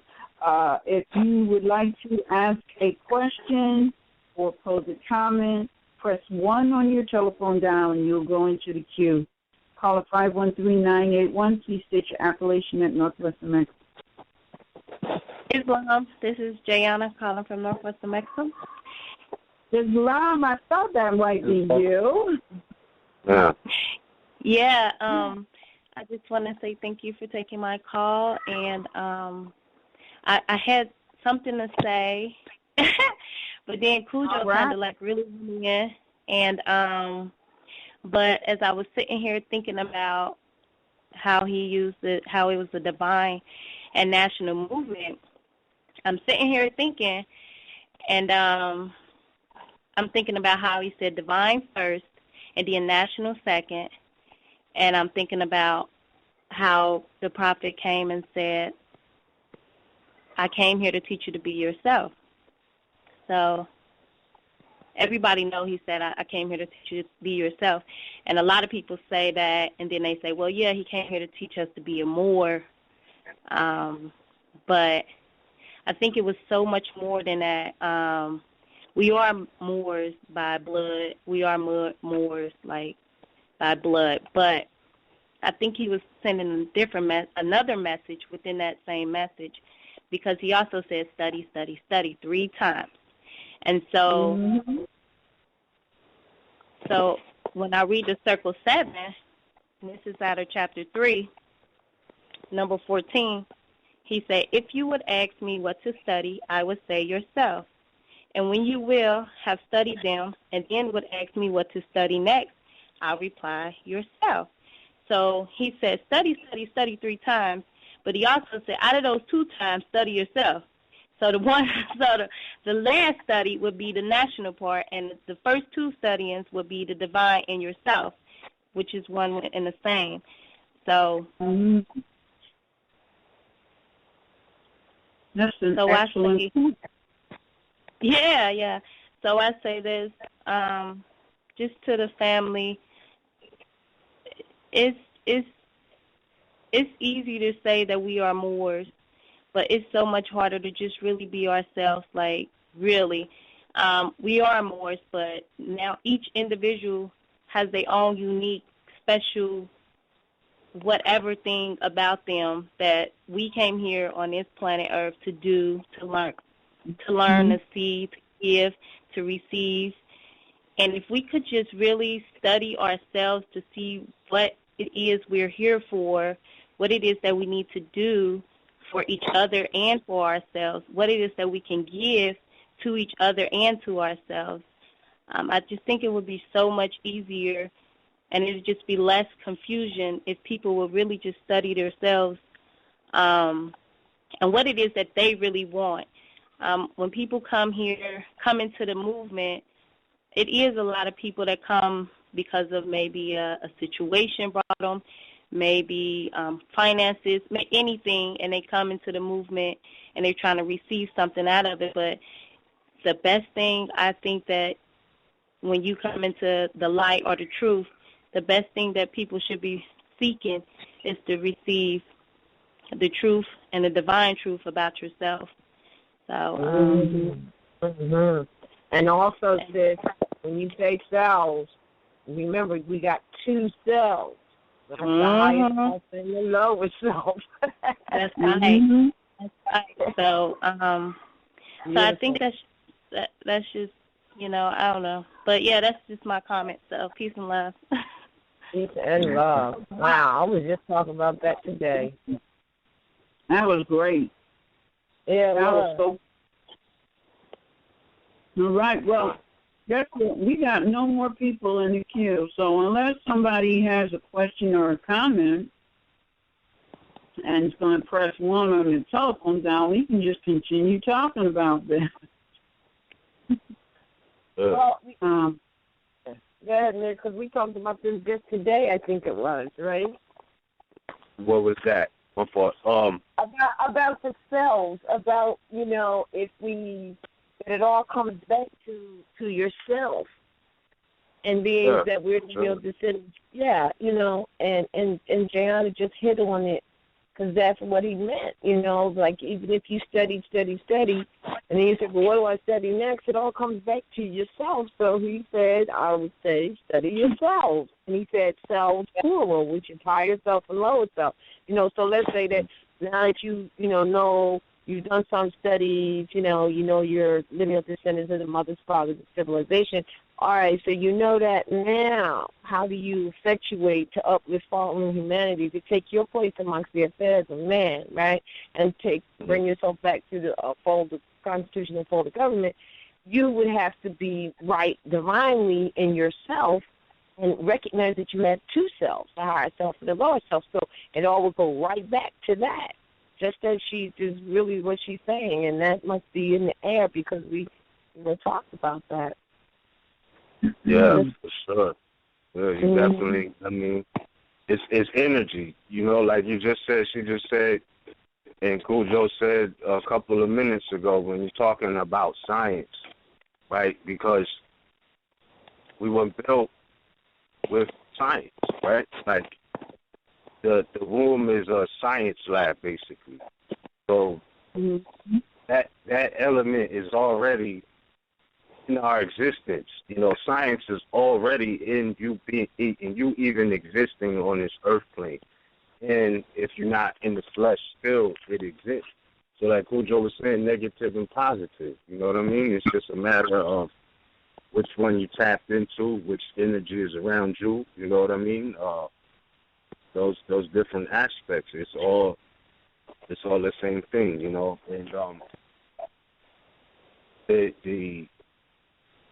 the magnitude and the depth of how deep that goes, because you're talking about the essence of creation itself, like universe itself, being within every living thing, right? So with that being the case, I mean, everything has a aspect of duality, It's just fixed in nature, like you said. And it doesn't have to necessarily mean, like, bad or good, like you said, like, because you got the most obvious examples, I would say, for anybody to relate to is the creative forces of the sun and the moon. The creative forces of the sun and the moon, because one is outgoing, one is incoming, but co-create together. So it's like, it's you can't, I mean, it's just what it is in nature. It's still the aspect, creative energy, but where your head is at, where your mentality is at, is going to produce or contribute to what you produce or manifest and create around you. So that's basically what that is. It couldn't have been said any better. Study yourself, and it is, and then it's in the Hermetic principle too of duality. So I don't know, but it's like everything exists in us, like we exist within the midst of everything. I don't know if that makes sense, but I mean, to say the least, every living thing is connected to every other living thing. Like, even though we're in these fleshy bodies, and these are vessels to communicate and do what we do in these limitations of bodies on this earth plane, still certain elements we can't live without. Can't live without air, water, fire, you know what I mean? And if the earth wasn't there as foundation, we wouldn't be here. So every living thing is connected. And just knowing your higher self, the virtues and the harmonies of life, things of that nature, is a way better start for you, so you can pass it down to the young and yet unborn, knowing that. Because, like, let's say, for example, right now, I was just talking about sun, moon, the four primary elements. But if the living mothers right now was just to go, like, let's say they had their children in these schools, elementary schools, if they was to go or just put it in discovery, okay, since this is an elementary school, when is the last time you taught my child about the elements? And can I see the test or whatever? You quickly discover they're not teaching them that. So, right. You get what I'm saying? So it's like that aspect of existence has been blatantly removed, but at the same time they still use the appellation elementary school. But this shouldn't come as a shock to anybody. Like, he was supposed to get this 4th, 5th, 6th grade. You know what I mean? So, and before that. So there you go. All right. Islam. Well, we got Sister Jayana back with another question. Islam, sister. Oh yeah.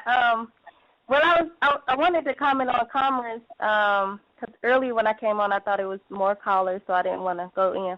I wanted to comment on commerce, but I just want to go back real fast because Mia's talked about the elements, and it's so funny you say that because it's this cartoon. It's this cartoon called Avatar: The Last Airbender, and so my son he's watching that cartoon all the time. It's a really good cartoon. And he learned all the elements from watching that cartoon. So he come to me and say, "Ma, I need to master all my elements. I need to master all my elements." And I'm like, "Okay, what's your element?" Yeah, wait. So I'm thinking he just talking. I'm like, "What's your elements?" He like, earth, air, fire, and water. Like, so I'm like, okay then. So instead of really, what I did was, because he already knew it, so that means that he's ready for him to learn it.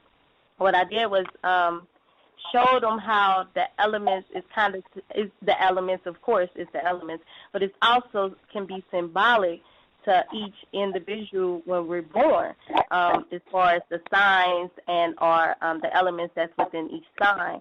And so since he's a Cancer, his element will be water. So I said, Jay, if you want to master something, you need to master your water element first because you're emotional. So I said, so that means master your emotions. He said, oh, I got to master my emotions?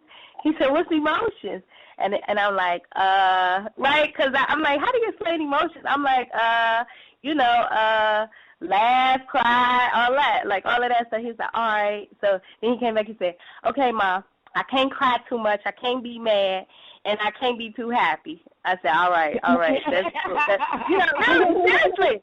That's mastering your emotions. Seriously. Especially the water emotions. I'm saying, okay, we can get down with that. So, yeah, it's definitely true that the children definitely need to know the elements at a very, very young age. And just also everything the elements come not only with just, earth, knowing that earth is it's all part of all 4 elements is what connects us with planet Earth, but also knowing within it what does it mean within you and yourself when you're born, and all the elements that you have, and some that you was born that was lacking. So some people may have earth, fire, and no water or something like that. So I mean, at that age you may not get that technical, but I'm just saying that is something we truly do not learn in school. So that's right. They do need to be teaching our children the elements. Well, we need to be teaching our children the elements because we know that they are not. Exactly. And I just want to tell you another thing. You can also explain that emotions is energy in motion. And that's really what it is. It's energy in motion. Now you got to identify what kind of energy. You know what I'm saying? But that's really what that means. So an energy in motion without direction can be destructive. Yeah. Mm-hmm. All right. Mm-hmm. And I think I have a book. I think I have a book too of yours that talks about that. But I'm just trying to put it in for a 4-year-old to get it. But I do. Looks like he got. Girl, looks like he already got it. Yeah. He's like really, but yeah. He's really that's like though? Go ahead. No, pardon me. I know I probably don't have a stronger say-so because y'all are experienced in this field, but I think that is true. I'm here knowing, but from what they don't get, this is where it starts to get dim. You know what I mean? Because, okay, he was influenced by that movie, right? But something that was in him that connected with that. You know what I mean? For him to regurgitate that and you to be able to say that as far as, okay, now it's time for you to learn. It's something I think that's just innate in us all as we're youth, in our youth. And then things could go haywire, if those inclinations don't get bent in the right direction. You know what I mean? I just wanted to say that. When you said it's he already know, I was thinking it's a divine intelligence that's implanted in every being, because like we was just saying, the womb is a science lab. So that science lab, it's a energy of creative force that you just exist with because you came out of that. So certain things I think are just innate, and then just the wrong institutions could demolish that to a certain extent. I just wanted to say that part of me. So, and then again, that's why this man that we call Noble Drew Ali is a freaking mastermind, and said it's for the young and unborn because they're not tainted with the bullshit that we're tainted with. Yeah. Mm-hmm. So if you give it to them, just like he said, the 4 elements, earth, air, fire, water. All right, what's next? You know what I mean? Right. You never go check no freaking books and shit like that. Yeah. Right. You know what I mean? It's already so it's all about so I guarantee you he's going to be exercising right to travel. Guarantee you he's not going to be paying taxes. Guarantee you that ain't no freaking body coming and talking about he owes taxes and all that stuff, pay 10 million taxes and all that stuff. Guarantee you he's never going to see no jail cell. Guarantee you that he's going to have holistic, organic diet for his entire life. Guarantee he's going to live to be 200 years old with all the other young and unborn who get this information at that age, right? And do what we couldn't do with it. Because this is a science. That's right. This is not something for us to, think that because we could write some writs that, we did something. We didn't do nothing. We didn't do nothing. They're the ones that are going to do something with this. Yes. You can't even get off your bed and your knees not hurting, your back not hurting or whatever. What are you going to do with this info? You're not doing nothing with this. Mm-hmm. They're the ones that are going to do something with this. That's why the prophet said, this is for the young and unborn. Uplift fallen humanity. on humanity. It's the sisters. Wake up the sisters. They're going to come out the womb. It's going to be Kirikou and all that stuff going on. That's right. That's right. Yeah. Right. So right.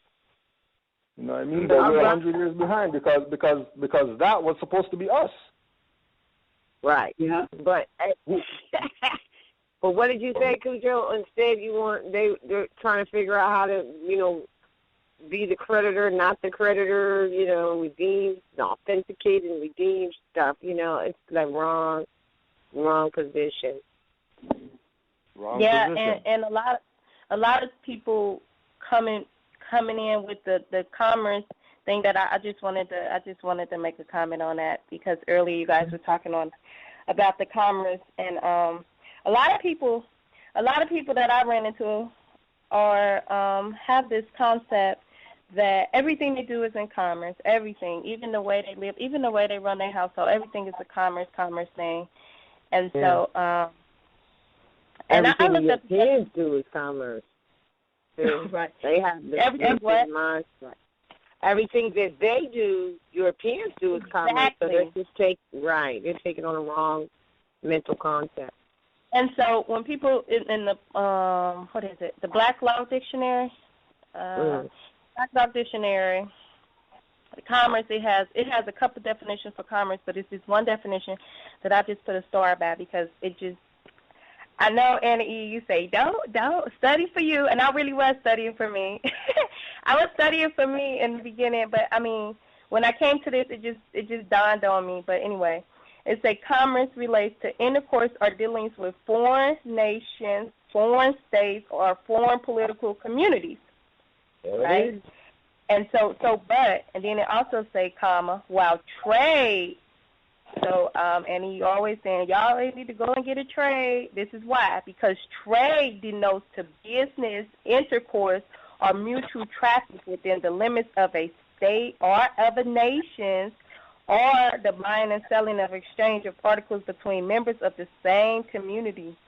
So a lot of times when people say they're dealing with commerce, really they're dealing with a trade, not commerce, because you're doing business with your family.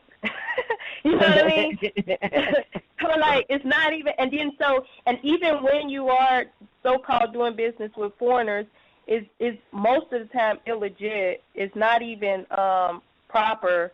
It's really a color. It's really color, for real. It's just not even true business, and most of the contracts are just not even real contracts. So, really, if you are doing something, it's not commerce. It would be trade. Or if you want to do something, it would be to get into trade and not commerce. Right. Mm-hmm. Right. Exactly. You know what? You're so right. And you know what? Everybody probably has an elder in their family somewhere. I'm pretty sure of it. In my family, I have a father who was a master. Well, they call it carpenter over here, but in Jamaica they call it cabinet maker, which I found out is like really, really, really something. But listening to him talk about his trade, he did not do that for the money, although he was very well paid. But the reason he was very well paid was because he was a master at his craft. And he didn't do it for the money. He did it for the beauty of the art. And because of that, he was paid very well. And today, it's fortunate because a lot of our people, they don't get that. They just want to, learn how to slap something together to get some income. And in a year from when they slap it together, you're going to be back trying to fix it again because they didn't take the pride in their craft that our ancestors, our forefathers did. And we have got to get back to that because, when just sitting and talking to my father, he's telling me not just about himself, but a whole host of other tradesmen. And it's just amazing how much, our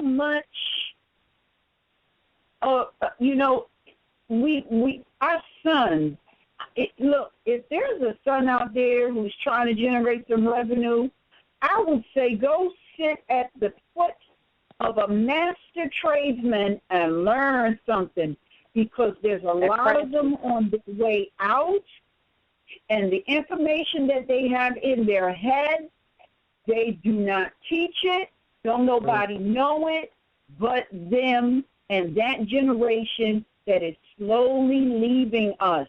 So, I'm telling you. That's the apprentice. That's the apprentice that would sit and learn something.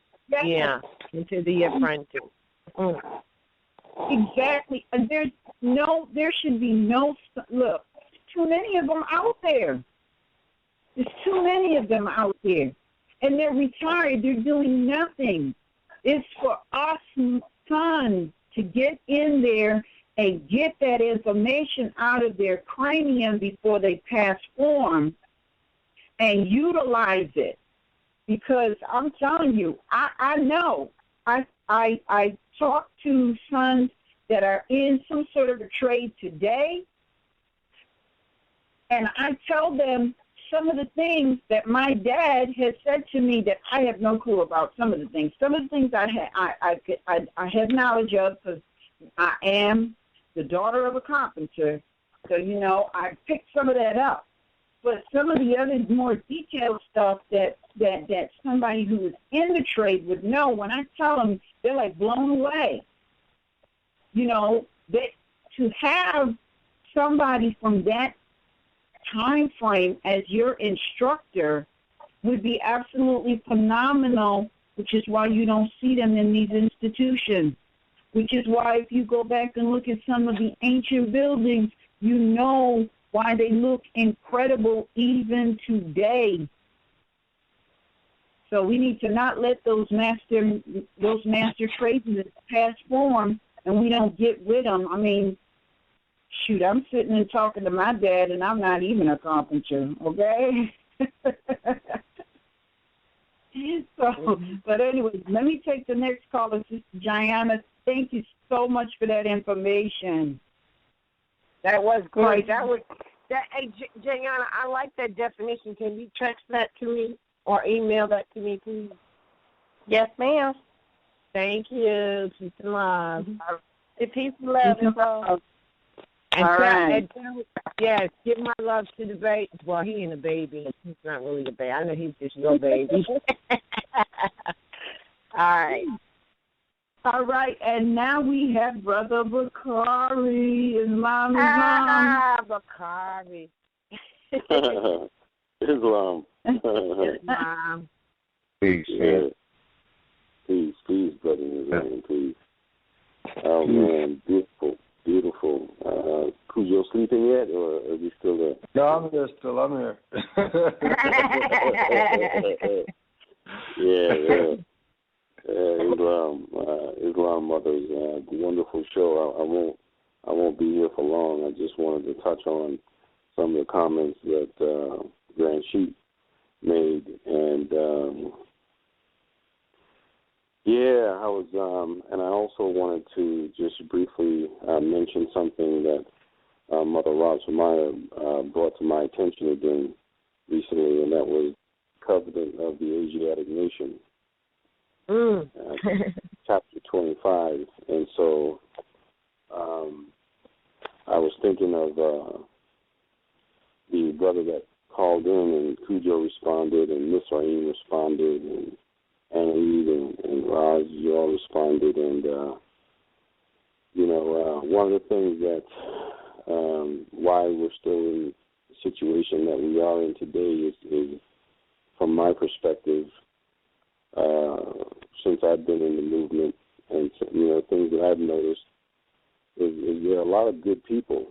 There are a lot of Moors with good intentions, but we're not pushing.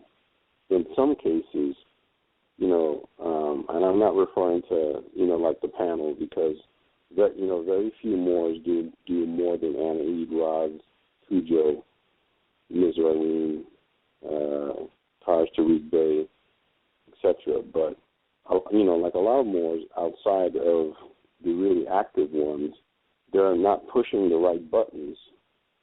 And Cujo mentioned that he did a Skype with Professor Denamel recently, and I did a episode on my current project with Professor Denamel, and it is imperative that you come into this movement and that you have to cleanse yourself mentally and physically.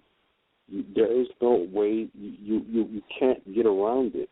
You cannot come into this movement thinking that, okay, so I've been subjugated and I need fiat and I'm just going to focus on the fiat and that's going to, save me and I'm going to be able to do everything that I need to do. No, it don't work that way. It is not going to work. Because if you can't clear and cleanse yourself and study and realize that this movement is based on principles, tenets. If you're not reading the Moorish Science Temple of America Holy Quran, and you don't know about the Holy Covenant of the Asiatic Nation, you're not going to get it. It's not going to work. Like you're going to get little, small pockets of success. But this is about a nation. This is about a nation. This is about people collectively working as one. And I can certainly comprehend why Cujo keeps, beating it into the thick heads of Moors that, if you don't do certain things, it's not going to work. Like you're going to, you're gifted with, a divine gift called melanin that is your spacesuit that allows you to function on this, within this solar system. You have the hair that is your antenna that allows you to receive cosmic information. You have the most gifts available, and yes, we have suffered and we have, had to deal with cognitive issues, as a result of enslavement. But those things were brought upon by ourselves because we decided not to continue to do the right things, to stray from nature, to become enmeshed in the lower self. You see, and that's why we've had tribes fighting and splintering the nation. That's why we are here today. Okay, we are not here today because the so-called white man enslaved us. We enslaved ourselves. Yeah. You see. Yeah. And we created situations that brought about destruction. You see, and so anyway, thank you to honor to the panel. People go out and read. For those who are listening, go out and read A Holy Covenant of the Asiatic Nation again, and ponder that. Because, by the way, thank you, Cujo. And another thing that we must do that Cujo mentioned that I totally agree with is that we have to kick people's butt. We have to kick individuals in the butt who are within our movement and who are causing harm. Like, we cannot say, oh, well, that's my brother and, he'll be all right, he'll come around. No, we have to follow the law, internally. We have to clean ourselves up internally. Like, you can't be, talking about other nations when your own nation is jacked up. So, I just wanted to say that. Thank you, Islam. All right, Islam. Well, really that part, we really don't need to worry about other people because, that's the beauty of the universal law. That boomerang that people throw out comes right back to you. And, and so we don't really need to reprimand people because, like I said, that boomerang is on its way back. And if we get in the way of somebody's lesson, that boomerang might clip the wrong person. True, but at the same time, I think what he's also saying is that we should not allow, and that's what we don't do. We should always, correct or not allow these things to happen, without making correction on them. Because you're right, whatever one does is going to come back to them.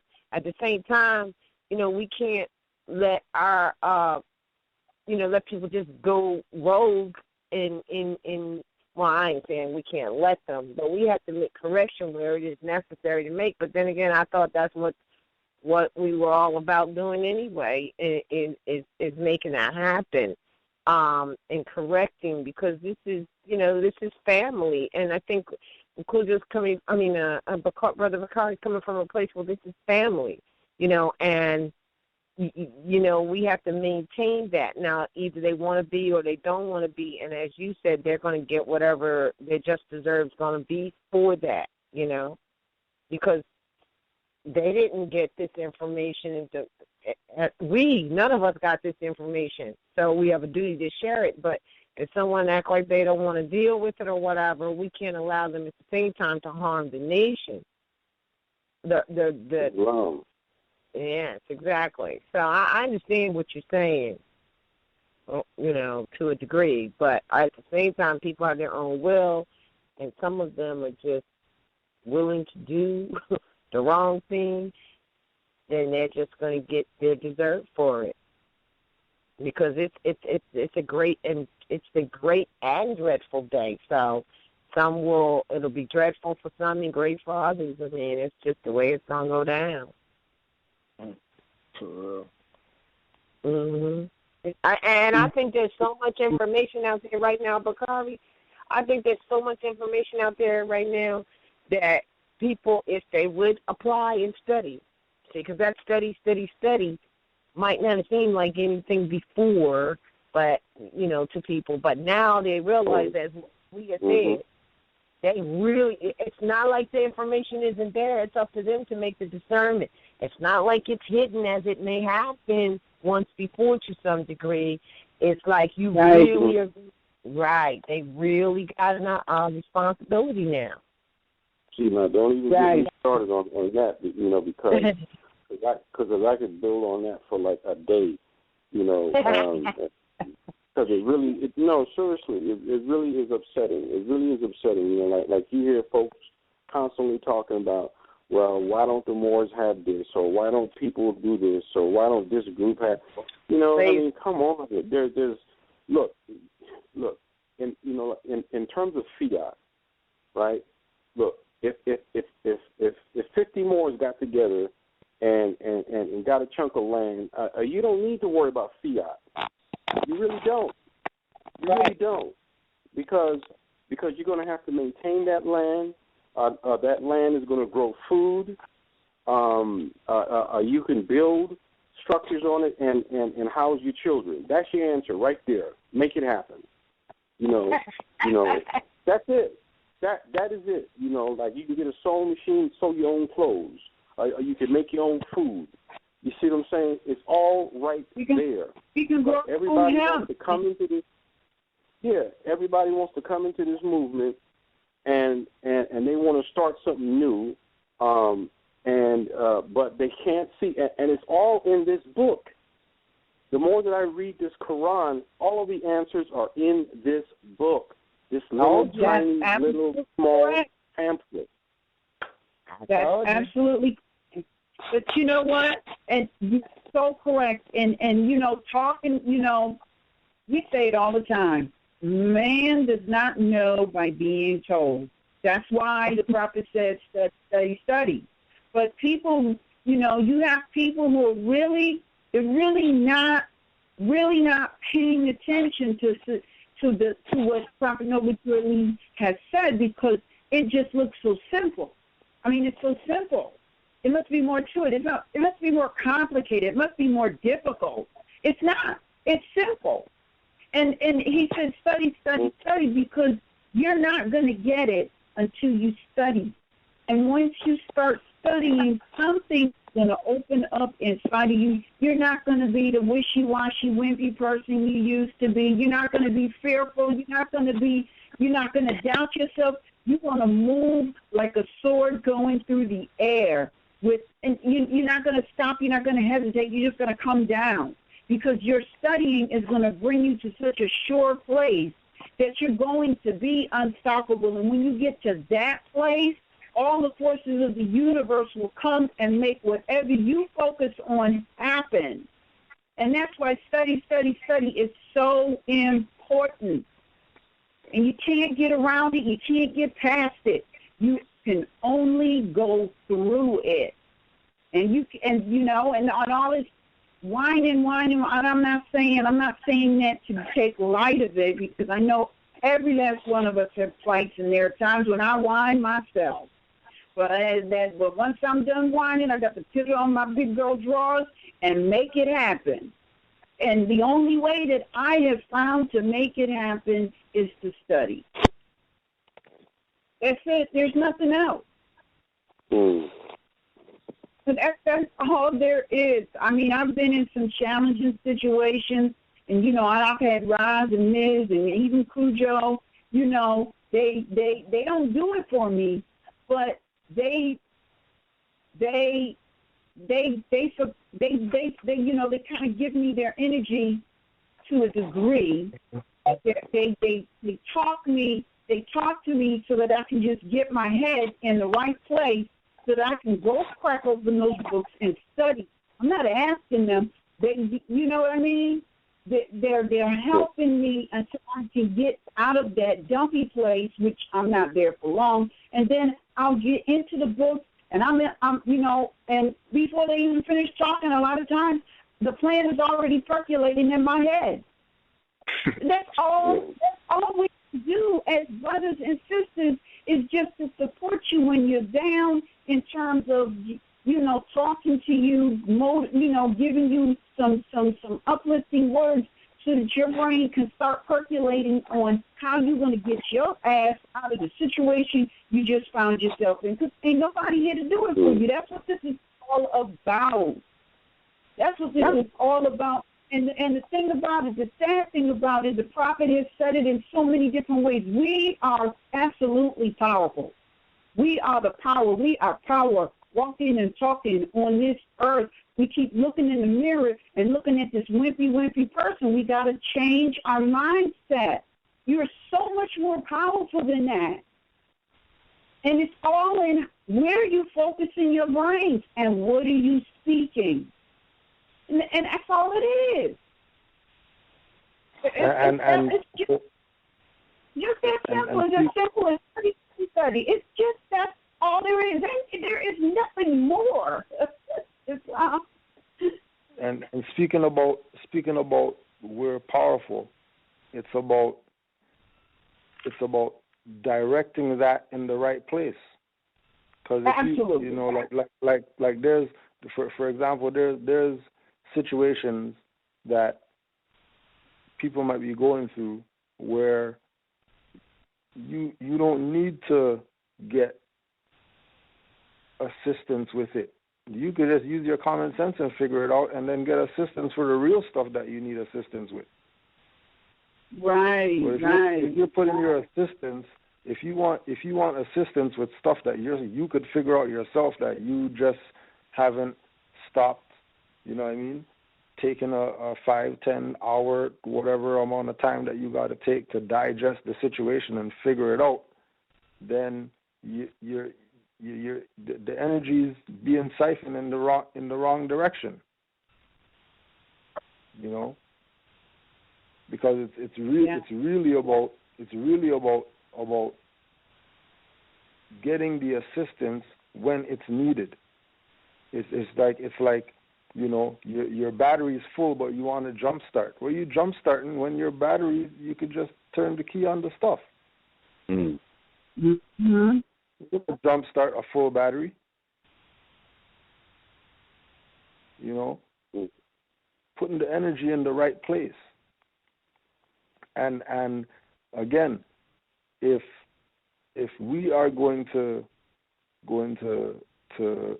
better ourselves and better future generations, it all starts with priorities being in order. You know, yes. But only you know what priorities. You know, if it's like grandfather used to say, only thing you need to worry about is food, clothes, and shelter. Everything else is not your concern. Until you have those three things right there. If you have food, clothes, no shelter, but then you're going and worrying about some other stuff, the priorities out of order. Right? You know, or like my dad used to say, if you can't buy it 3 times, you don't need it. Save your money. Yeah. You see something and say, yo, I want that. But you can't buy it 3 times, you don't need that thing that you're claiming that you want. Yeah. You leave that thing alone and focus on something that you can buy 3 times. You mean was he saying if you can't afford to buy it 3 times, you don't need it? Yeah, like if you can't buy it 3 times over. Okay, all right, got you. Yeah. Okay, that's nice. Yeah. You know what? I'm sorry. Somebody saying something? Yeah, I was just gonna quickly dovetail off of what Cujo said, and this is another way that that's wisdom right there. Because if you go out and today, like a lot of Moors who make mistakes in terms of how they use the fiat that they have. Like, you don't need to be getting into no lease agreement. I mean, you don't need a doggone Cadillac. Like you don't need this. I mean, it's better to have $50,000 in your pocket than paying somebody else $50,000 at interest. If you can't go out and get a decent ride, a used ride, and pay it off in a short period of time, a couple of years, or just all at once, you don't need to be making that kind of decision, especially if you are young and, trying to build a life for you. So these are some of the, wise things that a lot of us make mistakes in. And I just want to say this quickly here, and I'm going to yield the floor. I want to thank all of you again. I've done it many times before, but I want to thank all of you so very much for giving me encouragement just by your voice, just by listening to your voices, thousands of miles away. That alone gives me strength and gives me, encouragement, not to mention the material that you guys put out. So I just wanted to say that, and I yield the floor. Islam. All right, Islam. We got one more caller, but I just want to say one thing. We all need to think about doing this because, back when I was younger, a lot of the things we did ourselves, like making your own clothes was like the thing to do. Going into a department store and buying something, we didn't do that a lot. We made our own clothes, and I remember it was like a gang of people going out, males and females.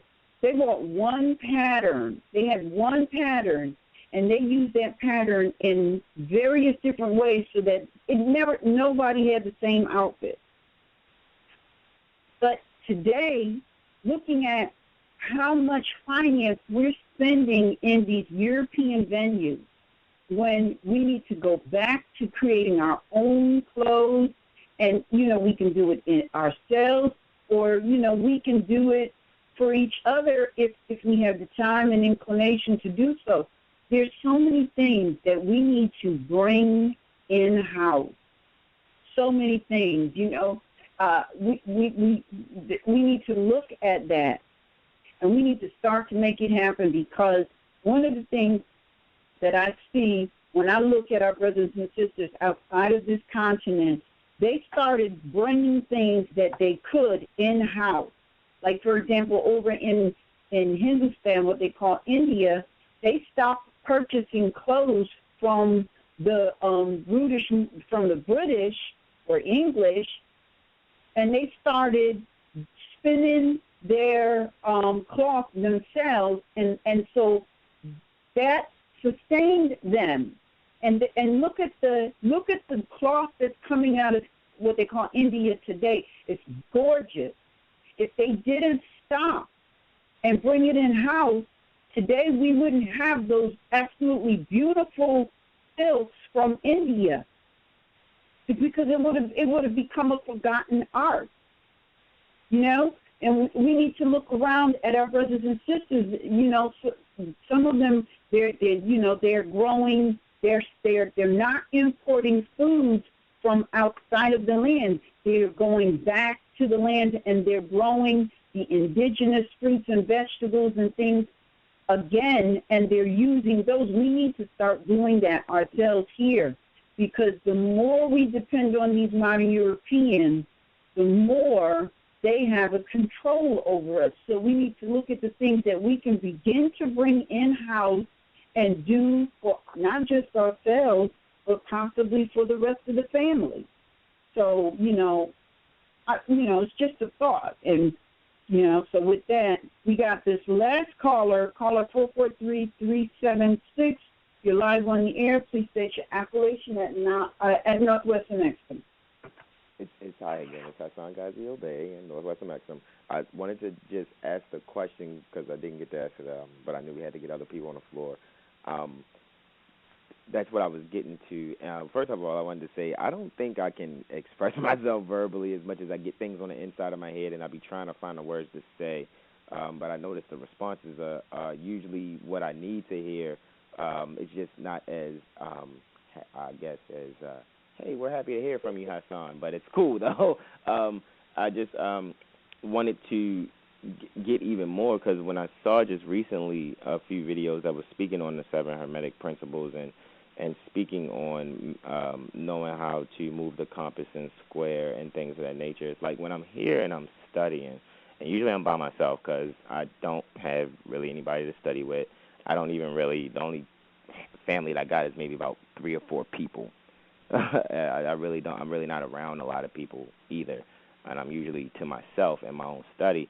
And I'm not really a people's person as far as being around people often, because I'm perceived as weird. But my point is, like, I want to get more on understanding how to move the compass and square. I mean, yes, and being in the trade of HVAC and having my own wing dividers and measuring tools, that's cool. But just because I have these things, sometimes, and that's why I was trying to say earlier, maybe my concepts are wrong, because I know in my experience, if I put my mind to it, I know I can do it really, really great.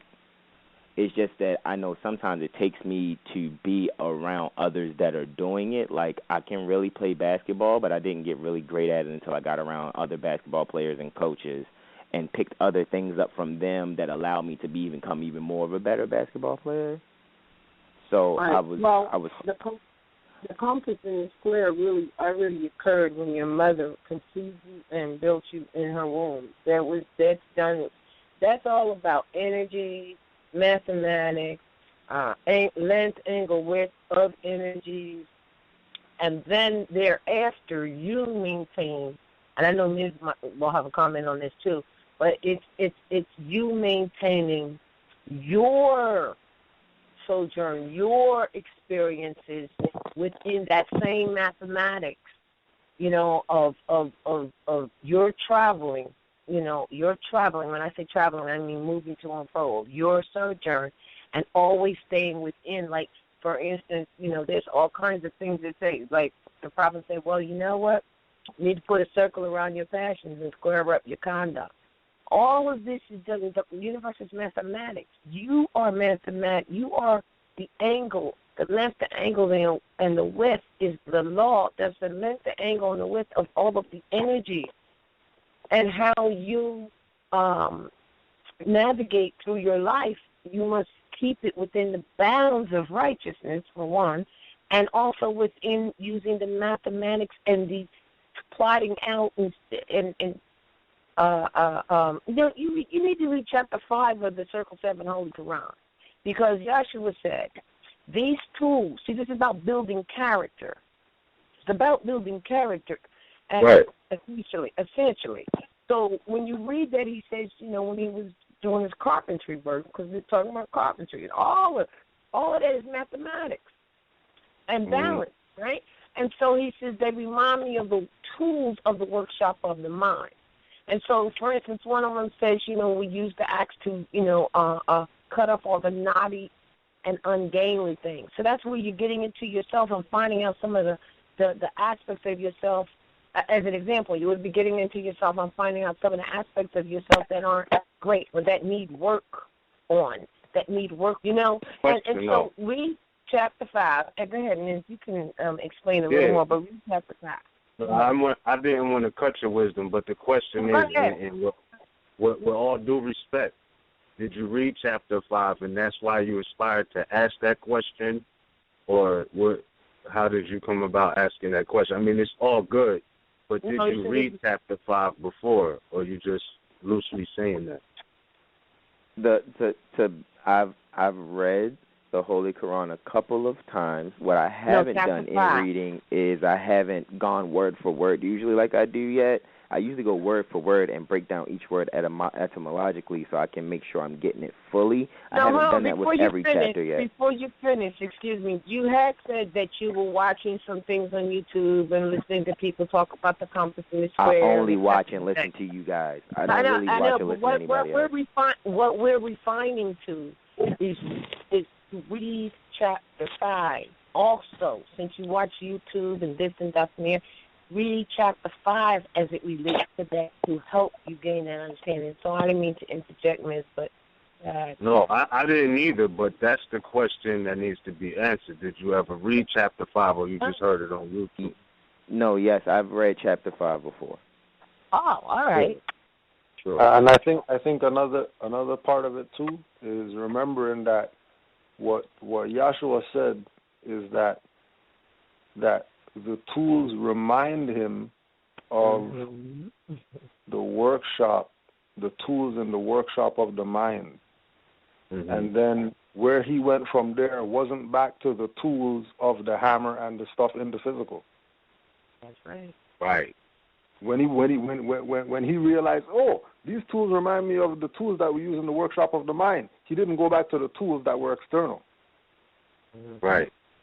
The tools that were external became obsolete at that point. Yeah. Because it's really about the workshop of the mind, not the building of, physical things. It's really the building of the character. It's really about, cutting off the gainly parts and making sure your conduct is square. That's why we use the square. Mm-hmm. It's not really about the external perception of what these tools represent. It's really about going within and staying there. Not going within and then taking those things and then bringing them out. It's staying in there. Mm-hmm. You know what I mean? And using the tools in the workshop of the mind. Nowhere else. Just there.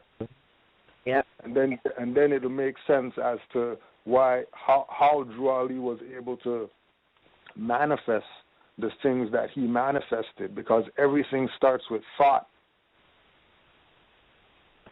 Yeah. So if you can't perceive it in the mind, it's not going to happen externally. Exactly. Everything comes from the thought. Everything. Everything is universal law. Mm-hmm. I like everything how you guys are vibrating your answers. and you know what, fam? Would you mind? I don't know. I definitely would like to hear your feedback on this. But studying that lesson in chapter 5, specifically about the compass and the square, you know, the axe, hammer, everything. I was reading in the law book, and this is something that correlated to me, and I just want to know what you think about this. This is from out of John Bouvier's Institutes of American Law, number 4, page 2 of the preliminary book, right?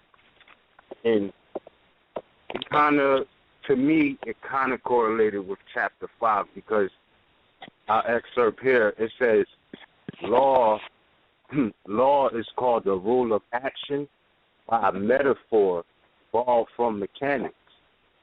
It says a rule in its proper sense is an instrument. And we're talking about the tools we use in the workshop of the mind, right? So it says a rule in its proper sense is an instrument by means of which we draw from one point to another the shortest line possible.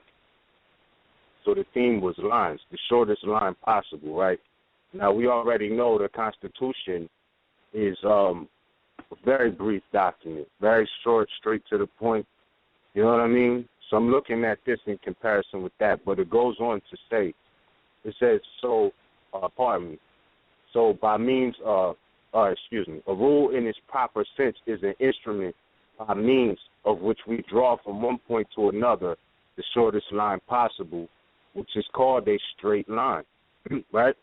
Straight line. I'm talking about tools we use in the workshop of the mind.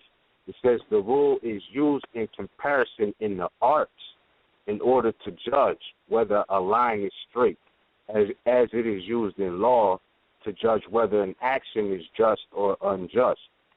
An action is just or right when it conforms to the rule, which is the law. So the law is there is no rules but the law.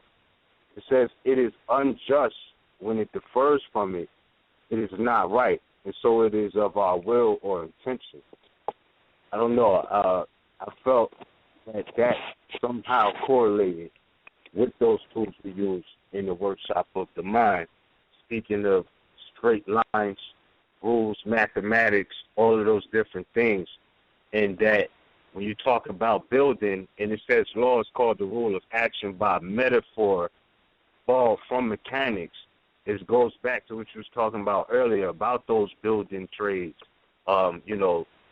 carpenters, etc. All of these things come basically in that area or umbrella of building things. You know what I mean? And using tools. So the thought existed first, and this is why you see different correlations of how, these tools relate to law. Why all of these people who have positions of power have to be either Easter Stars or Masons, etc. Like, because they're dealing with the math of the tools that we use in the workshop of the mind. That was my take from it. I don't know if y'all agree. I hope it didn't sound like I was trying to say that, these de facto rules are laws. But I'm just saying in the comparison with the straight lines and his brother asking about the compass, you know what I mean, and those tools, they're kind of correlated. So I would say keep studying, man. But if y'all had anything to add on to that, please do. Yeah, and keep in mind that when they speak about the rules or the rule, right? Look at square, compass, and then look at geometry, right? And then coming back again to the lines, right? And then when you look at the lines, then you look at your ancestral estate, which is based on longitude, latitude, which is lines, which is the same rule. from point to point. Mm-hmm. And then you look at astrologically from point to point. That creates all the different astrological houses. Like literally a point and then a point and then a point makes up the bull. Then a point and a point and a point makes up the guy with the picture. And then a point and a point and a point makes up Sagittarius and Libra. And all these things, it all comes back to the same thing of using what the Most High has given us. And what the Most High has given us is the tools for us to build from as above, so below. Exactly. Manifesting from the thought plane onto the physical plane. Mm-hmm. Right? Manifesting from the constitutional perspective, the national, right? Mm-hmm. Which comes from the divine, which is still planes. And then a plane is, what you use to level, right? Yes. Mm-hmm. Everything coming back, everything, it's all the same thing. But not to cut the wisdom, right? I have a question though. So you just brought wisdom. Say that again? You just sparked something in me, like a serious question in me when you just said that. So here's my question, because it's one thing I've been kind of like looking over, and I know I probably sound like really excited, but I am, because y'all just really connected something in my head and it made me ask this question. I'm going to search myself too when I get off the line, but I learned something not too long ago as far as where my sun is in the zodiac when I was laid down. It's exactly 98 years and 6 months after the prophet's solar return, or when the prophet was laid down. It's exactly 98 years and 6 months later, and then I was made manifest, and it's exactly the opposite, like same degrees, except like his is the 16th of Capricorn and mine is the 16th degree of Cancer. So I was trying to figure out if I can get some insight on what that could possibly allude to as far as the energy too. It alludes that you're where you're supposed to be. Yeah, that's math. Reflection. So now you're still talking math, because now you're talking about reflection, deflection, line segments, rays, straight lines. This is reflection. So that should be more inspiration for you. Just look into yourself and see what's up with you. You know what I mean? Like, that's really what it is. Know thyself, man. You know what I mean? Because the math is 180, 360. Either way you cut that pie, you're still dealing with a 9. So, yeah. Go back to your birthright. You was built 9 months in the womb, things of that nature. It's, I don't know, like, that's what I would do, just reflect. That's a perfect reason to reflect. Math. That's where I started, because I'm like, what are the odds of me being 98 years and 6 months born after the prophet was born?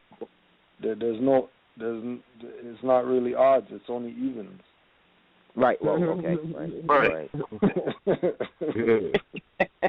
I agree. I'm sorry. Hey, guys, you guys are really helping. See, this is why I think I need to come to the school, because I come to the school. That's how I learned. That's how I was able to be like the top 5 percentile of my class at HVAC. I didn't just study HVAC online. When I actually went there and put my hands on things and was able to swim in other people's minds of how they see things and pointing things out, even though I had other research as well, because where people were only going to HVAC school for 5 days a week, I made it my personal thing to go 6 days a week and actually help the tutor teacher that was helping to tutor everyone else, because I wanted to make sure I'm getting it right. So that's just kind of where it was, like, and I know I'm quadruple water, so yes, I'm very into trying to control my energies. But I'm always on the side of love. I've always made my decision that no matter what I do, say, think, or ask, even if I'm asking the universe, I make sure it's coming from the foundation of love. And that's why I think I need to be around you guys, because I know that I'm going to learn that much more and be able to not just, oh, you guys handle it for me and I couldn't do it. No, that's not even what I'm asking for. It's just like I know if I get around like minds, it's going to help me to develop even more, and it's going to take me back to it's going to take me next to the next level even quicker, so I can be able to hey, sister, check out RV Bay Publications, and then that will be my part in just a little part of helping to save fallen humanity, because I know that humanity is her. I do, well, and I get that completely. Get to the class to be around, still the energy emanates through all patterns of vibrations and sounds as well. We have the Wednesday at New York broadcast, which, by the way, is tomorrow. Actually, I haven't been there in a few weeks, so I'm excited about being there physically tomorrow. And so you can tune in at 7:30 on that one. You got Sons of Allah coming, which comes once a month, which is this Thursday, and you got the Sisters Standing on Law on this Sunday, which comes once a month. So even if you can't be there, you can be there in the spirit and hear and feel and hear the energy and information being shared. So don't let the fact that you can't be there not be a problem, because all we can do is the best we can do, which is to try to provide this information and this electrifying age of information and as best we can. So just keep doing what you're doing, and you'll get there. Thank you guys so much. Thank you, family. All right. Peace and love. Praise God. It's fun.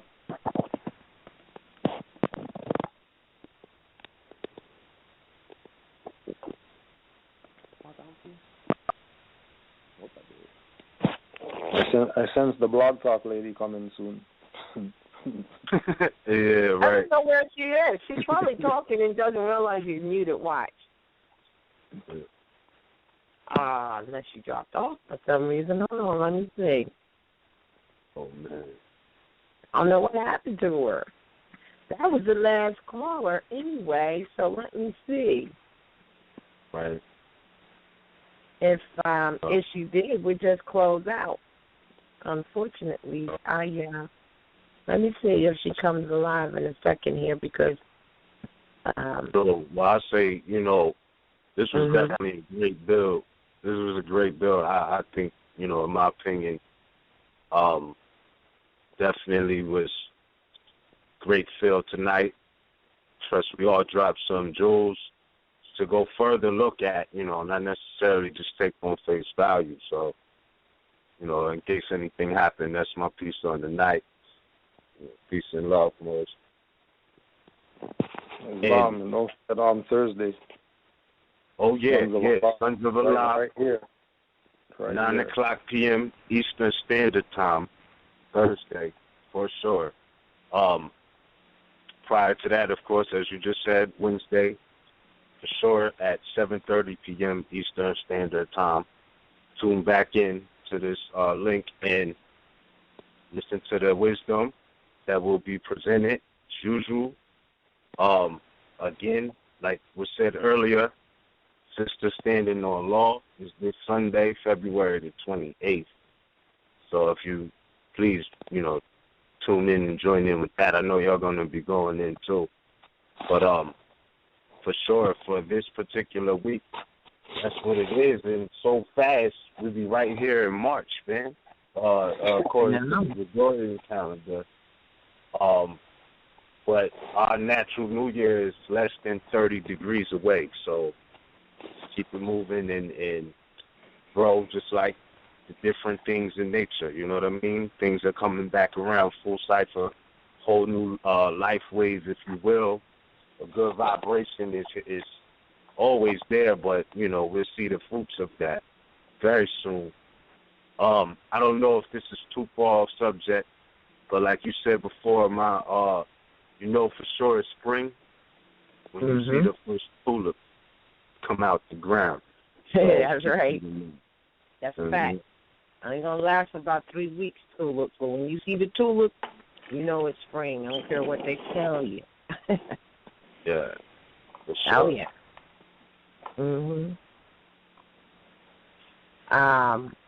I'm going to go into the studio to close out because I don't know. Well, we got like 6 minutes left. I know y'all might have some more wisdom to add on. Yes, go ahead if you have anything else to say, as either one of you, while I try to get in so I can close out and find out what's going on. Because I didn't tune into the studio this day, so I got to do it.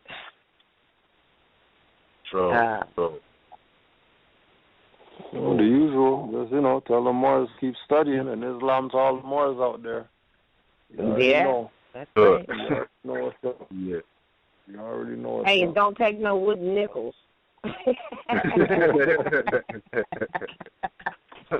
Right. The commerce piece. For sure. Or invisible bridges.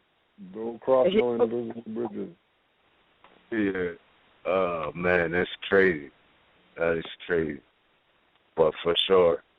So, yeah, man, I don't know if you could get in, but I just give 2 more definitions. I said this before. Yeah. But the brethren was talking about, the tools we use in the workshop of the mind, and then we started going into different things.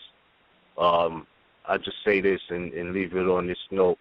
The definition of pure science is science built on self-evident truths, thus comprehending mathematical science, which rests on observation and experiment. So, it's beyond just observing. It's also being active. And definition of zetetic method. And mathematics is the method used in endeavoring to discover the value of unknown quantities or to find a solution of a problem. A name given to that part of algebra which consists in the direct search of unknown quantities. All right, and just remember that Noble Drew Ali said Moors were the founders or established the mathematics of algebra, et cetera, et cetera.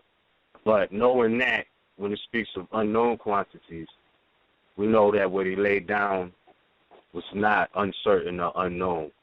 And this is just about the law of nations and different aspects of the divinity of it.